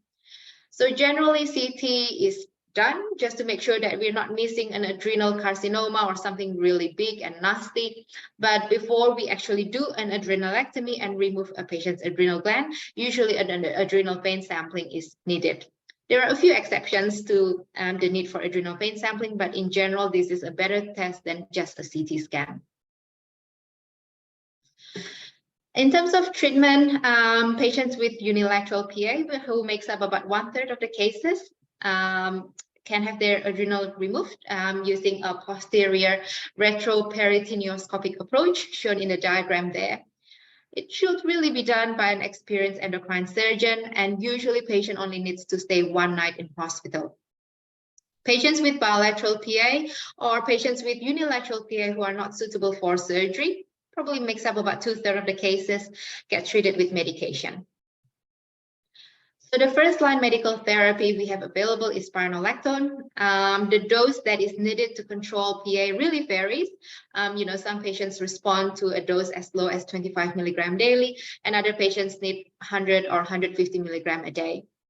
Side effects include gynecomastia, sexual dysfunction, and menstrual irregularity, which unfortunately are fairly common, especially in premenopausal women and young males. And for that reason, for patients who cannot tolerate spironolactone, the other option is eplerenone, which is another MR antagonist. Unfortunately, this is not covered by PBS, so it will have to be a private script. Another second-line agent is amiloride, which in Australia is only available in combination with thiazide diuretic. That's the moduretic. In terms of follow-up and monitoring, so we monitor the blood pressure, the aldosterone, the renin, potassium, and the renal function. Now, if a patient does undergo a unilateral adrenalectomy, it is quite common to see a biochemical cure in that their potassium usually normalizes after surgery and they no longer need a potassium supplement. Their aldosterone often drops and the renin improves. However, a clinical cure in terms of their blood pressure is a bit more variable. And this is because hypertension is often multifactorial. So a patient may have hypertension because they have Conn syndrome, but on top of that, they are obese, they have family history, they're a bit older. So just treating the Conn syndrome alone may not treat their hypertension. And secondly, patients with long-standing Conn syndrome who have not been diagnosed for years may accumulate vascular damage and calcification, which makes it more difficult for them to stop their antihypertensives altogether. Having said that, usually after surgery, the antihypertensive requirement would drop, and the blood pressure generally becomes easier to control with fewer medications. All right, so I'm going to move on to Cushing's syndrome. Okay, so iatrogenic Cushing's syndrome, that is patients who are on prednisolone or glucocorticoid medication, is by far the most common cause of Cushing's syndrome. Endogenous Cushing's, on the other hand, is quite rare. Okay, the incidence is about 1 to 2 per million per year. Now, endocrinologists may see a few patients with Cushing's. In general practice, you may have 1 or 2 or 0 cases in your career. So it is not all that common. Amongst patients with endogenous Cushing's, 65 to 70% have ACTH producing adenoma, so a pituitary cause, also known as Cushing's disease. 20% have an ACTH independent adrenocortical tumor. And there's about similar numbers that arise from an adenoma versus a carcinoma. And about 10 to 15% of cases have an ectopic source of ACTH, especially in patients with small cell lung cancer. And these patients with ectopic Cushing's often present with very severe Cushing's with a very rapid onset and progress. So identifying a patient with Cushing's can be a little bit challenging because there's a lot of clinical overlap with metabolic syndrome in terms of the obesity and the diabetes, hypertension, and dyslipidemia. There are some clinical findings that are a bit more specific for Cushing's, and these include proximal myopathy, facial plethora, violaceous abdominal striae, so white and quite dark striae, as shown in the picture there. So they're not just simple stretch marks, they're usually quite white and they're purplish in color. Intrascapular and supraclavicular fat pads, the so-called buffalo humps, are also more specific for Cushing's, and those patients tend to have easy bruising.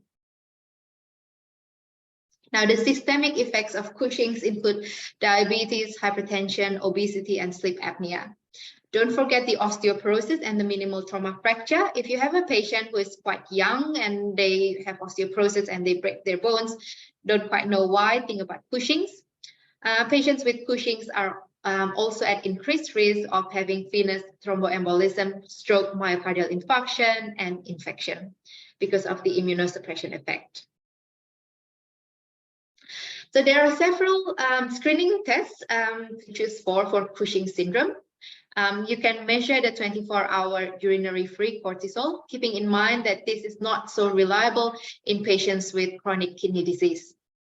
You can measure the midnight salivary cortisol, and it's quite simple to request. You simply write midnight salivary cortisol on a pathology form, and patients will get a swab in a container, and all they need to do is chew on the swab around midnight for about 5 minutes.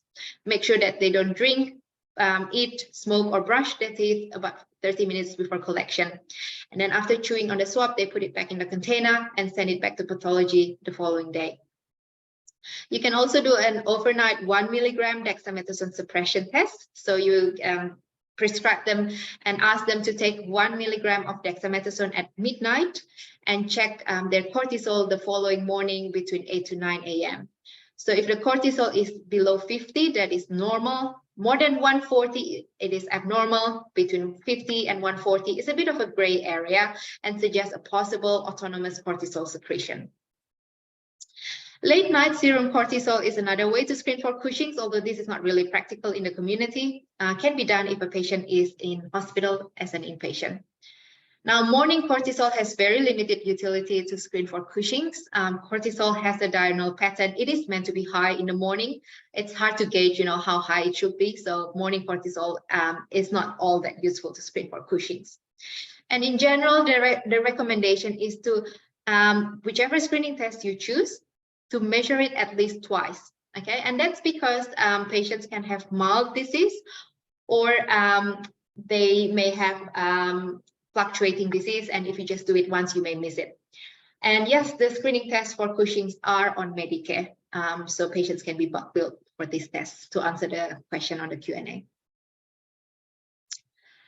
Okay, so diagnosis of Cushing's is confirmed if 2 or more of the screening tests are abnormal, unequivocally abnormal. Okay, so not just in the gray area, and they have the physiologic hypercortisolism has been excluded. And the second point is quite important because shift workers, women who are on the oral contraceptive pill, and patients with severe depression can have high cortisol level, which may represent a physiologic rather than a pathologic hypercortisolism.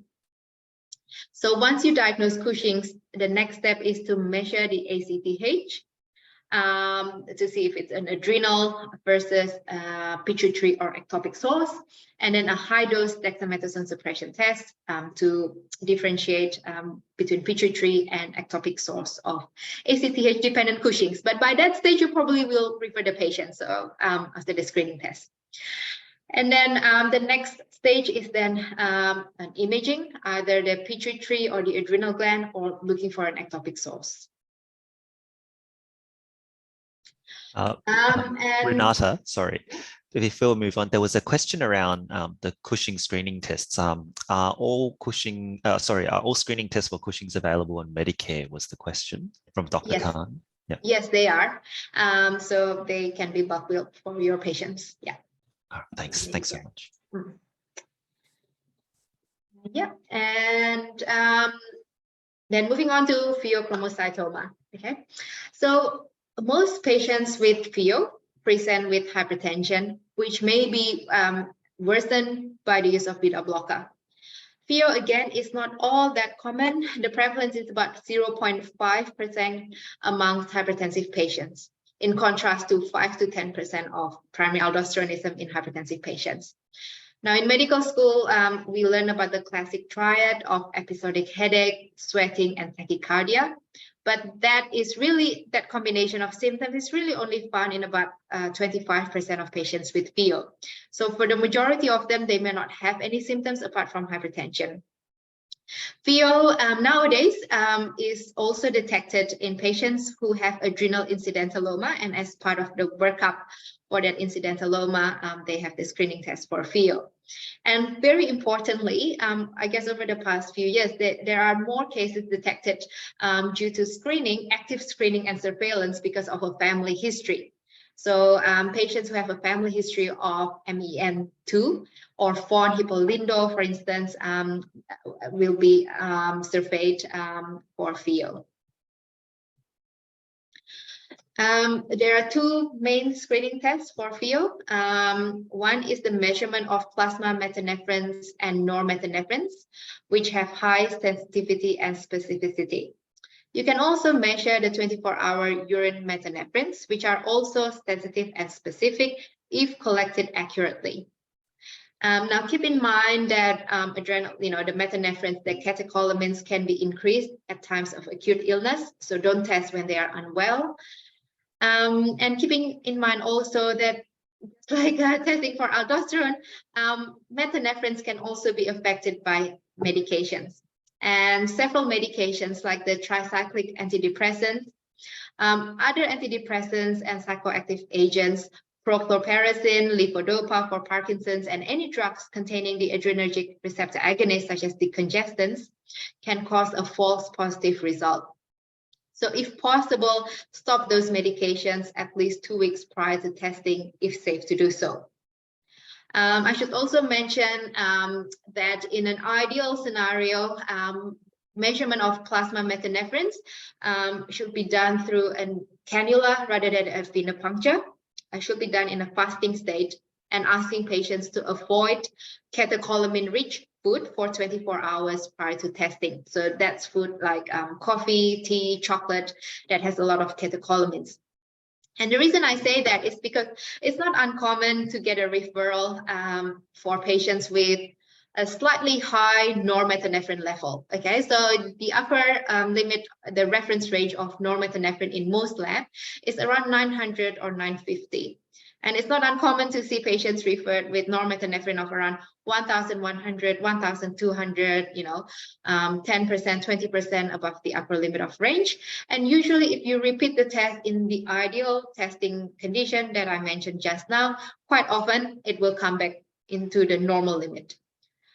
In contrast, patients with FeO or paraganglioma usually have levels, 2 or 3 times above the upper limit of normal. So if you diagnose someone, if someone has a convincingly abnormal metanephrines or norepinephrines, the next step is to do a CT or MRI of the abdomen and pelvis to look for pheochromocytoma. So pheochromocytoma is when the problem arises from the adrenal gland, and paraganglioma is when it is an extra adrenal source. So back to the case, which 3 tests would you order? Well, the 3 that I ticked there are my personal preference, and I'll tell you why. Plasma aldosterone and renin is the preferred screening test for primary aldosteronism. Okay, 24-hour urinary aldosterone is a bit difficult to interpret by itself without knowing the patient's sodium intake. So generally, it is not used as the preferred screening test, and not in Australia anyway. To rule out FeO, my preference is plasma metanephrines. You can also do 24-hour urinary metanephrines. I just find the plasma measurement is usually more convenient, and I don't need to worry about the sample not being collected accurately. To rule out Cushing's, my preference is the 1 milligram dexamethasone suppression test. And this is a subtle difference. The reason that I prefer that over the 24-hour urinary free cortisol is because the dexamethasone suppression test is a bit more sensitive And you can pick up patients with a mild autonomous cortisol secretion, whereas the 24-hour urinary free cortisol tends to pick up patients with really florid Cushing's.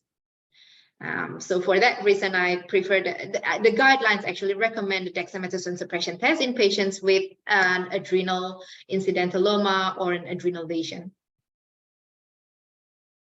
So going back to the case, okay, so our patient, Mr. NL, he went through all those tests that we talked about. His aldosterone to renin ratio was 268, normal is below 7. The aldosterone level itself was 1070 picomoles per liter. Now I put the reference range there just to make a point that the reference range is very wide. And in fact, I mean, this patient really has really severe PA, but most patients with PA have aldosterone within that reference range, okay? So just because the aldosterone falls within the range doesn't mean that that patient doesn't have PA, because you really need to look at the aldosterone in the setting of renin. PA is when there's an autonomous aldosterone. So I guess the most important factor is the renin, really. So if the renin is low, even if the aldosterone is within the reference range, say in 300, 400, but the renin is suppressed, that suggests an autonomous aldosterone production. In our patient's case, renin is 4. Which is low. His potassium was 3.6 when he was taking supplement, but without supplementation, he had hypokalemia. He had normal renal function, normal plasma metanephrines, and an appropriately suppressed cortisol following 1 milligram dexamethasone suppression. So then he, in terms of his progress, he proceeded to have a CT abdomen and pelvis. This was to follow up the lesion found on the renal artery Doppler. And the CT showed an 8 centimeter lesion in the left suprarenal space with an average Hansfield unit of 15. So Hansfield unit tells us the attenuation of the lesion. Generally, Hansfield unit of 10 or below suggests that it is a lipid-rich adenoma. The higher the Hansfield unit, the more concerning it is. 15 is still okay. In particular, however, there was no solid component in that lesion on the CT scan. So do we remove the left adrenal gland? Well, in fact, we didn't. We went on to proceed with an adrenal vein sampling, which actually showed a right-sided lateralization. Okay, so the aldosterone was actually coming from the right adrenal gland, despite the CT scan showing a left adrenal lesion and nothing seen on the right. Again, this goes back to the point that usually in most cases, we do an adrenal vein sampling before sending patients off to surgery. So this patient then went on to have a right adrenalectomy. After surgery, his blood pressure improved on 2 agents instead of 4, now sitting around 135 on 87, and his potassium came back normal without supplementation. Now, we haven't been able to get him off the antihypertensive altogether. He does have ongoing obstructive sleep apnea and morbid obesity, so trying to get him to lose a bit of weight with the GLP-1 agonist and so on. And finally, here are some take-home messages. Okay, so hypertension is very common, and resistant hypertension carries worse cardiovascular prognosis. Primary aldosteronism is the most common endocrine cause of hypertension, and it is very easy to screen for it just by measuring the aldosterone and renin. Beware of interfering medications when you are screening for primary aldosteronism, Cushing's, or pheochromocytoma. And this is just a summary of all the screening tests that can be performed to look for those conditions. Additional resources, I mentioned earlier, the Endocrine Society of Australia has a clinician resource, including guide for medication switching if you want to screen for primary aldosteronism. The Hormones Australia website is very handy for patient resources. They have resources, for instance, for patients with adrenal insufficiency and Addison's, and guides them through the sick day management. So just a few resources there. Thank you very much, and I'd be happy to take any questions and comments. Thanks so much, Renata. So if everyone's got any questions, please anyone's got any questions, please feel free to use the Q&A box on the bottom, or if you just put up your hands and then I'll unmute you so you can ask a live question. But I think it's very topical, and I've certainly picked up a Con syndrome in one of my patients recently after becoming aware of kind of this being an underdiagnosed entity. Luckily, they had hypokalemia, which gave me a bit of a clue, and they were young, and so they were already on two agents and not under good control. So I had a few clues, but it's quite interesting that 10% or 14% in the official studies. So James, Dr. James was asking if we could share the screen test slide again. Yeah, sure. And I think Chris also has a question. That's right. Yeah. Hi, Renata. Thanks for the talk. My question's about your views on spironolactone. And I know you presented there's a large increase in cardiovascular disease in people with primary hyperaldo, and I've seen accelerated renal disease as well. Do you think spironolactone is as good as adrenalectomy, or is it not as good? Just keeping it, some of these people are pretty old, and you don't really want to do that. Yeah, generally adrenalectomy is superior than medical management, especially in patients with really severe PA and unilateral PA. Having said that, there is emerging evidence that if you treat medically and you titrate the MR antagonist such that you unsuppress the renin. Okay, so these patients usually have a low renin at baseline. If you titrate the MR antagonist so that you normalize the renin and bring it to the double digits, that they do quite well in the long term. So adrenalectomy is still preferred, generally better, but elderly patients, those who are not suitable candidate to go through all these investigations, it's better to treat empirically with spironolactone than, so I was speaking with a GP just last week who has a patient in a nursing home on 5 antihypertensive agents. Blood pressure is still 170 to 180, and he's debating whether to test or not to test, but then it's difficult to take her off the interfering medications and so on. So my suggestion is, if the renal function allows, try spironolactone, increase the dose slowly, and if the blood pressure improves, you pretty much have your answer. That patient probably has primary aldosteronism, but if they're not suitable for investigation, just treat. Yeah. Thanks, Renata. And I've got Fiona who put up her hand for a live question. Fiona, did you want to unmute yourself?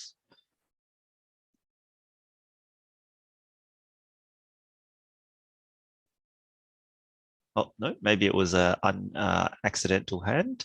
So we've got a few more questions in the Q&A.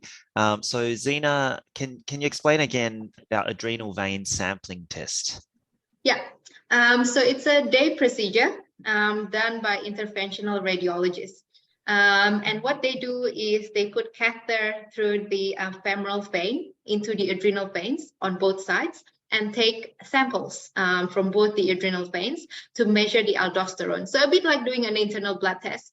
And then we compare the aldosterone from both sides to make sure, that to find out which adrenal gland is responsible for the Con syndrome, whether it is one or both of them.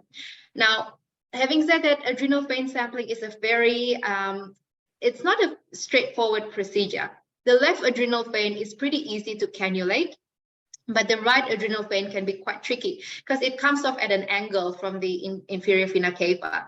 So it's very important to find an experienced radiologist to do this procedure.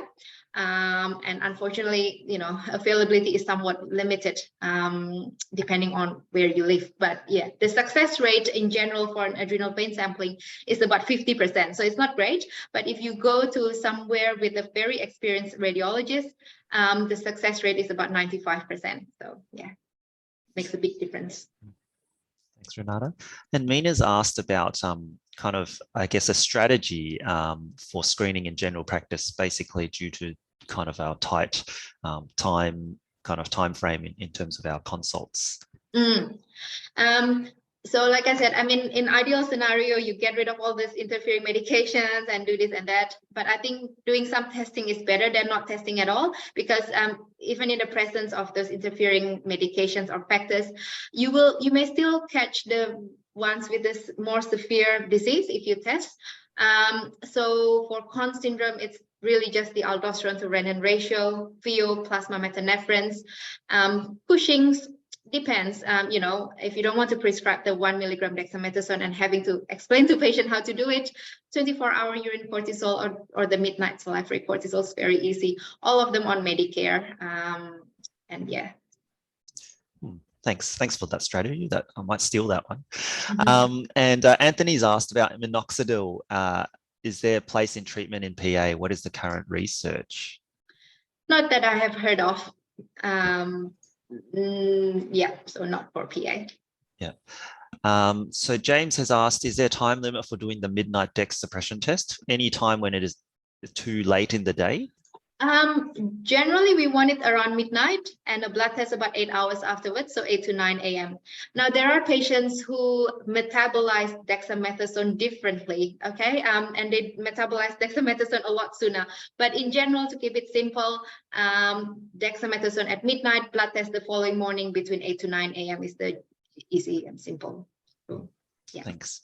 Will we get a copy of today's presentation? Yep, this will be a recorded presentation, so it will be online for reference. I think a lot of people, Fiona's asking for sharing of the screening tests page again. I think that page is very, very popular.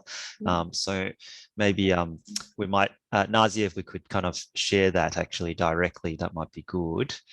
Zena just wanted to say thanks. And then Anthony's asking, what is the ratio of unilateral compared to bilateral adrenal primary aldosteronism?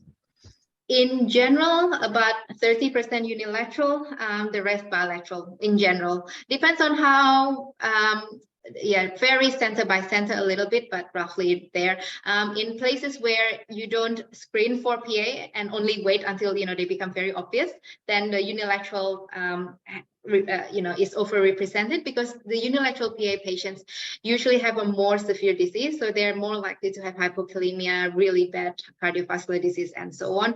Bilateral, as a general rule, and this is an overgeneralization, but they usually have a milder phenotype. So it depends on how much you screen, but generally 1 to 3. Yeah. Okay. And finally, an anonymous attendee has asked, on average, how much potassium do you usually use should you need to do peak and trough levels? You mean potassium supplementation in patients with primary aldosteronism? If I understand that correctly, I think that might be it. Yep. If patients with Conn syndrome, especially the unilateral patients with adenoma, can have very severe hypokalemia, and it's not uncommon that I give them 16 slow K or 16 chlorphecin a day. So, and they tell me it's like, eating chocolate chips and things like that. So those patients are very hypokalemic. But yeah, there's no, that's probably the maximum that I've given, 16 a day, just to keep their potassium at 3.7. Some patients, however, do not have hypokalemia and do not need potassium. But that's it. And another thing that is important about potassium is that if you check someone's aldosterone and they have hypokalemia, the aldosterone will be lower. Okay, because potassium is one of the things that control aldosterone. So if they do have hypokalemia, you may want to give them supplementation and bring the potassium to at least 3.5, if not 4, before you measure the aldosterone. Yeah. Oh, thanks, Renata. Anthony has put up his hand. I might just see if I can allow Anthony to talk and just make sure we've answered all his questions. Anthony, I've put you up onto the board to be able to speak. If you unmute yourself.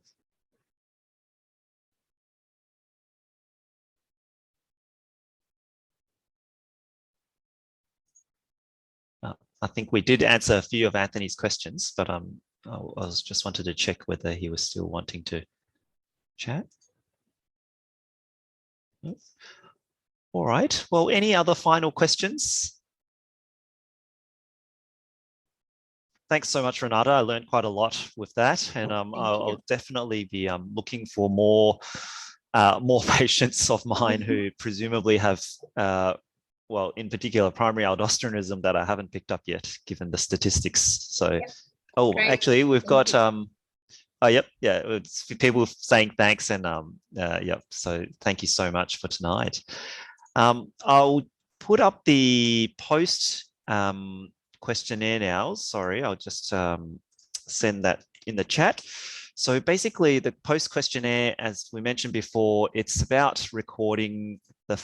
It's about recording how do we kind of demonstrate, I guess, the evidence that you've reviewed your performance. So I noticed a lot of emails coming in with the pre-questions. So thank you so much for filling in the form. And now this is the post-performance, post-session performance review, so that we can document that for you and then upload your points directly for those of us who are RACGP members. For those who aren't, you can still document that yourself. But if you ever get audited, the idea is if we've got your details, if we've got the answers, we can quickly send that through to you so that you have evidence that you have done a reviewing performance activity. So I'll let everyone have about 15 minutes or so to complete that. We did finish a bit earlier, so I thought I might actually share my screen. Or Nazia, do you have the measuring outcomes template that I created handy? So we might use the time to. Yes, Ray. Just give me 1 minute. Yeah, no worries, no worries.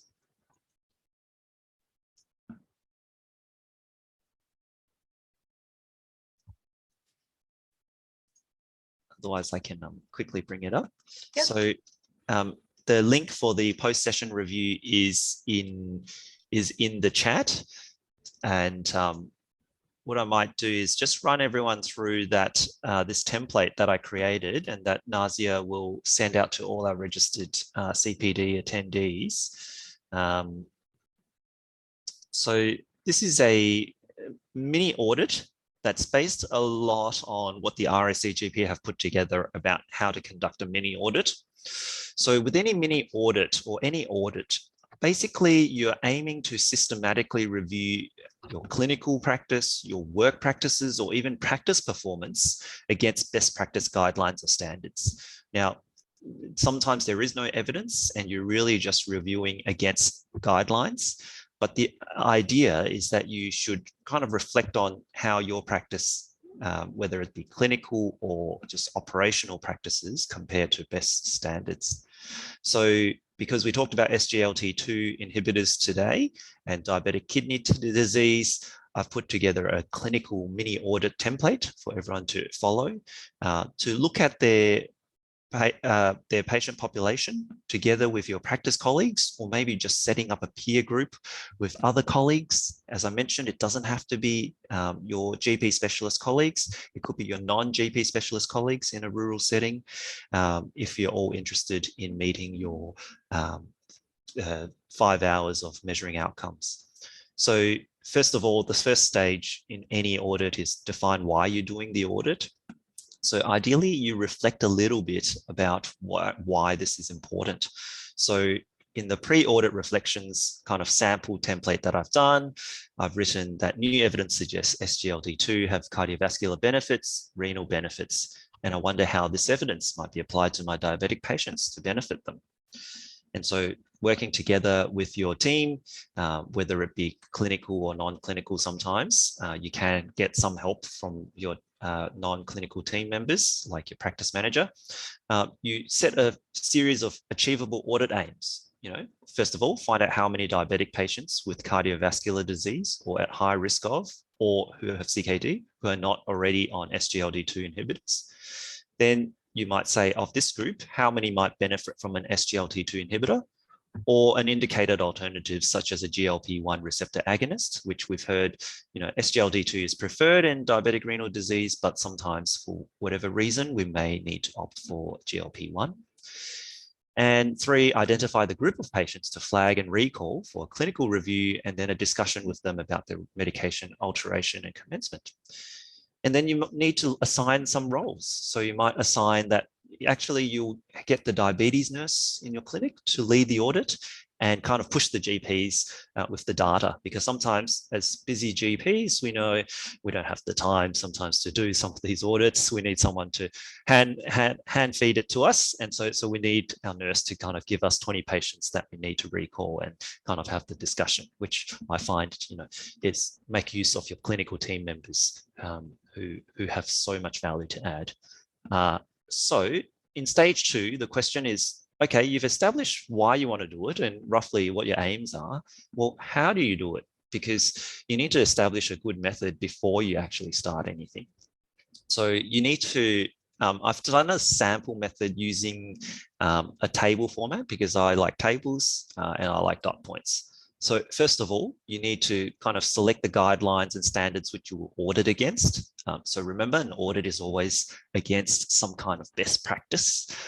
So in terms of the guidelines or standards, I've just compared them against therapeutic guidelines, which states for patients with atherosclerotic cardiovascular disease, heart failure, or CKD, consider adding an anti-hyperglycemic drug with cardiovascular renal benefits, which basically means SGLT2 or GLP-1. So the audit criteria, you need to kind of think about what's achievable, okay, in terms of the sample method, okay? So I've just chosen to be very specific. We've heard tonight, SGLT2 inhibitors can be very useful even in non-diabetics, but let's just focus on diabetics to keep it contained and achievable. So I've chosen all type 2 diabetics with a pre-existing cardiovascular or renal disease, and also all diabetics over 60 years of age because they're at automatic high cardiovascular risk. And I've chosen to drop off the analysis, trying to find people who are at high risk of cardiovascular disease in the 18 to 59, just for practical purposes, because we want to make it achievable. There's no point aiming for perfect if we're not getting there. And as they say, perfect is the enemy of good, and good is better than nothing. Now, in terms of the data to be collected, I've offered 2 sample methods. So one might be to use an audit tool such as PenCat, which quite a few of you may have access to through your primary health networks to pull some of the data, because it is quite an easy and intuitive way to pull data. Having said that, a method 2 might be just to collect data on consecutive patients with type 2 diabetes presenting to the practice over the next month, because you may not have the patients to run through PenCat, you may not have the data integrity to run through PenCat, and you may not have PenCat itself or Polar or any of the other audit tools. So it's as long as you have a method that is consistent, that will be fine. Stage 3 is the actual data collection. So I've assigned that to be 1 to 2 hours because we execute the method. And in terms of how you collect your data, there's many, many different ways you can tabulate it. I've just done a couple of tables there for your reference. So the raw data sample table, I've just put kind of name, do they have CKD, do they have CVS disease or over 60 to indicate high cardiovascular risk, and are they suitable for SGLT2 or GLP-1. And in terms of the tabulated data, you just table that all together so that you've got something to analyze. And that's what we do in stage 4. Now, in stage 4, what did we learn and what do we do now is probably essentially a summary of what stage 4 is about. So you plan for at least 2 hours. I've been generous there because I think it is worthwhile analyzing your data. And then you compare against the guidelines. You identify any changes you must do in your own practice. But also, that's the time when you can kind of set up the recall processes and getting all your patients back who you think might be useful. So what's in this sample data analysis, if we scroll down the table a little bit, I've listed a few things that you can use as evidence that you've conducted this activity. So for example, what did we learn? Well, out of that kind of 8 diabetic patients I listed up above, 4 patients were included in the audit after kind of meeting the audit criteria. And then after further review, it was found that 2 patients would benefit from further discussions about SGLT2. So in other words, 25% of the practice's diabetic patients may actually benefit from an update to their therapy to match the current best practice guidelines, which is a fantastic outcome. Now, what can we improve in our clinical practice? Well, we should probably periodically review the medications for type 2 diabetic patients in case they do benefit from changes in evidence, which will always happen in our medical careers. And what can we improve in the audit process itself? Because it's actually important to identify, what can you do in this process? And I've identified, and I literally did make this scenario up, which I can apply into my own clinic.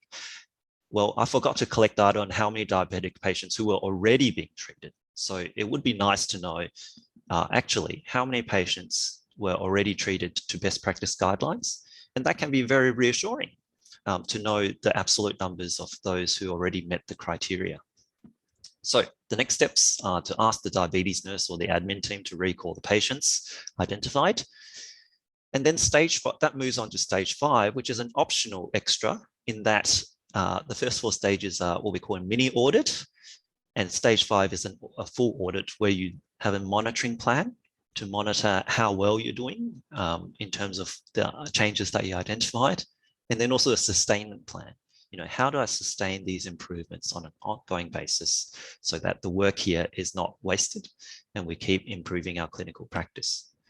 So in terms of the final steps, once you've done all of this, you need a lead GP to load this up so that all the GPs who've been involved in this, or specialists, other non-GP specialists as well, but in terms of the RACGP's CPD portal, you need a lead GP to load it up for everyone so that everyone gets the 5 or 5+ hours of measuring outcomes all sorted.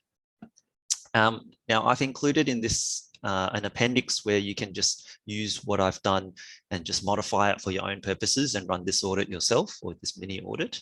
And as I said, Nazia will share the document later on and email all of our 600 registered CPD attendees.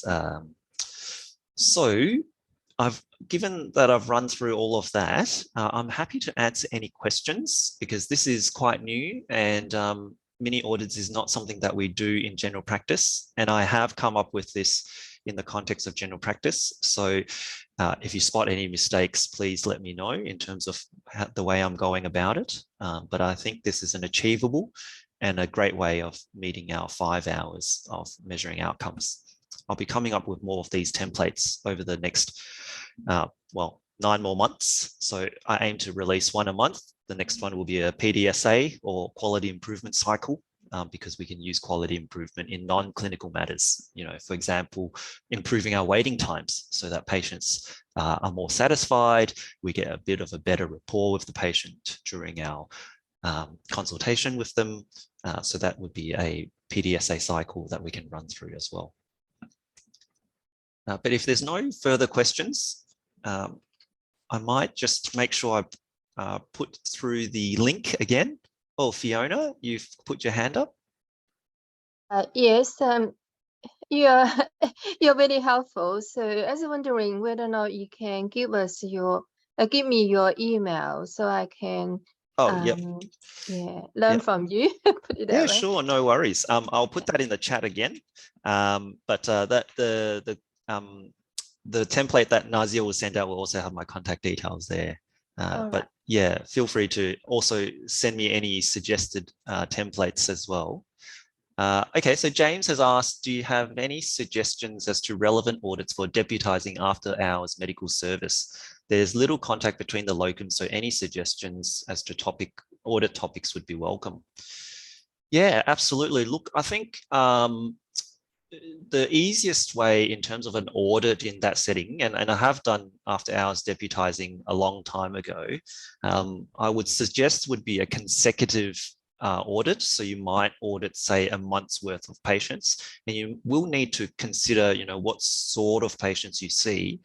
So, for example, if you see a lot of patients with let's say UTIs overnight, then you might want to audit what the best practice guidelines are currently saying, whether it's trimethoprim, cephalexin. We know that there's increasing rates of resistance to trimethoprim.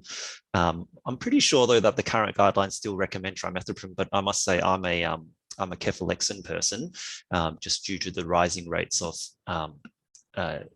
resistance to trimethoprim in the community. I believe it's over 20% now. So as a result, that could be an interesting topic. And you might, so using that template, kind of go through, what your learning needs are. So in a locum deputizing setting, do you see a lot of aged care patients? Do you need to brush up and review your approach to that patient group in the context of more recent guidelines around, or more recent changes around chemical restriction, chemical restraint, that kind of thing. So it's very flexible, but yeah, feel free to shoot me through any ideas, and I can definitely come up with a template for you, but I can't guarantee that it will be meeting your needs definitively, but those are just some suggestions. And also talk to your deputizing service, because I think part of a good practice should be that they support you in terms of your measuring outcomes and all your needs. I guess you pay a service fee for that support. Certainly, I've created those for my own GP practice. And as a bit of background for those that don't know me, I am a practicing GP working, basically part-time 5 days a week, roughly, but not full days, and also a practice owner. Dr. Rashid, is it necessary to do 2 urine-free cortisol measurements or 2 midnight salivary cortisol measurements for diagnosis of Cushing's disease? How many 24-hour urine metanephrine tests should be done for diagnosis of FEO? Now, unfortunately, I think Renata has run off, but my impression was it can be useful to collect 2 just for confirmation. But if you've already got one really abnormal one, it might be worthwhile referring. But I can try and confirm with Renata about that. But I guess that may be something of a more specialist approach, because before they commit the patient to further invasive investigations, they want to be sure. Hope that answered your question. All right, any final questions? Otherwise, I might give everyone 15 minutes back off their Friday evening. Thank you so much for persisting and keeping on with us on a Friday night. So I can still see 70 participants. So I'm very, very impressed. But for those who haven't filled in the post-session performance review questions, scan the QR code or click on the link in the chat. And also feel free to email me if you've got any CPD questions or templates that you want me to create in the coming months. All right. Otherwise, we'll leave the link on for another 5-6 minutes, and then we'll give everyone back 15 minutes of their evening. Thank you for attending Telecare's CPD session tonight. We'll be taking a little bit of a break in April and then restarting again in May. So keep your eyes peeled on our newsletters and our emails. And Nazia, thank you so much for arranging all these sessions in March. You've done an amazing job. I just want to acknowledge Dr. Nazia Nasir's work in setting this up. Thank you all. Thank you, Ray. You're very kind. Thank you, everybody.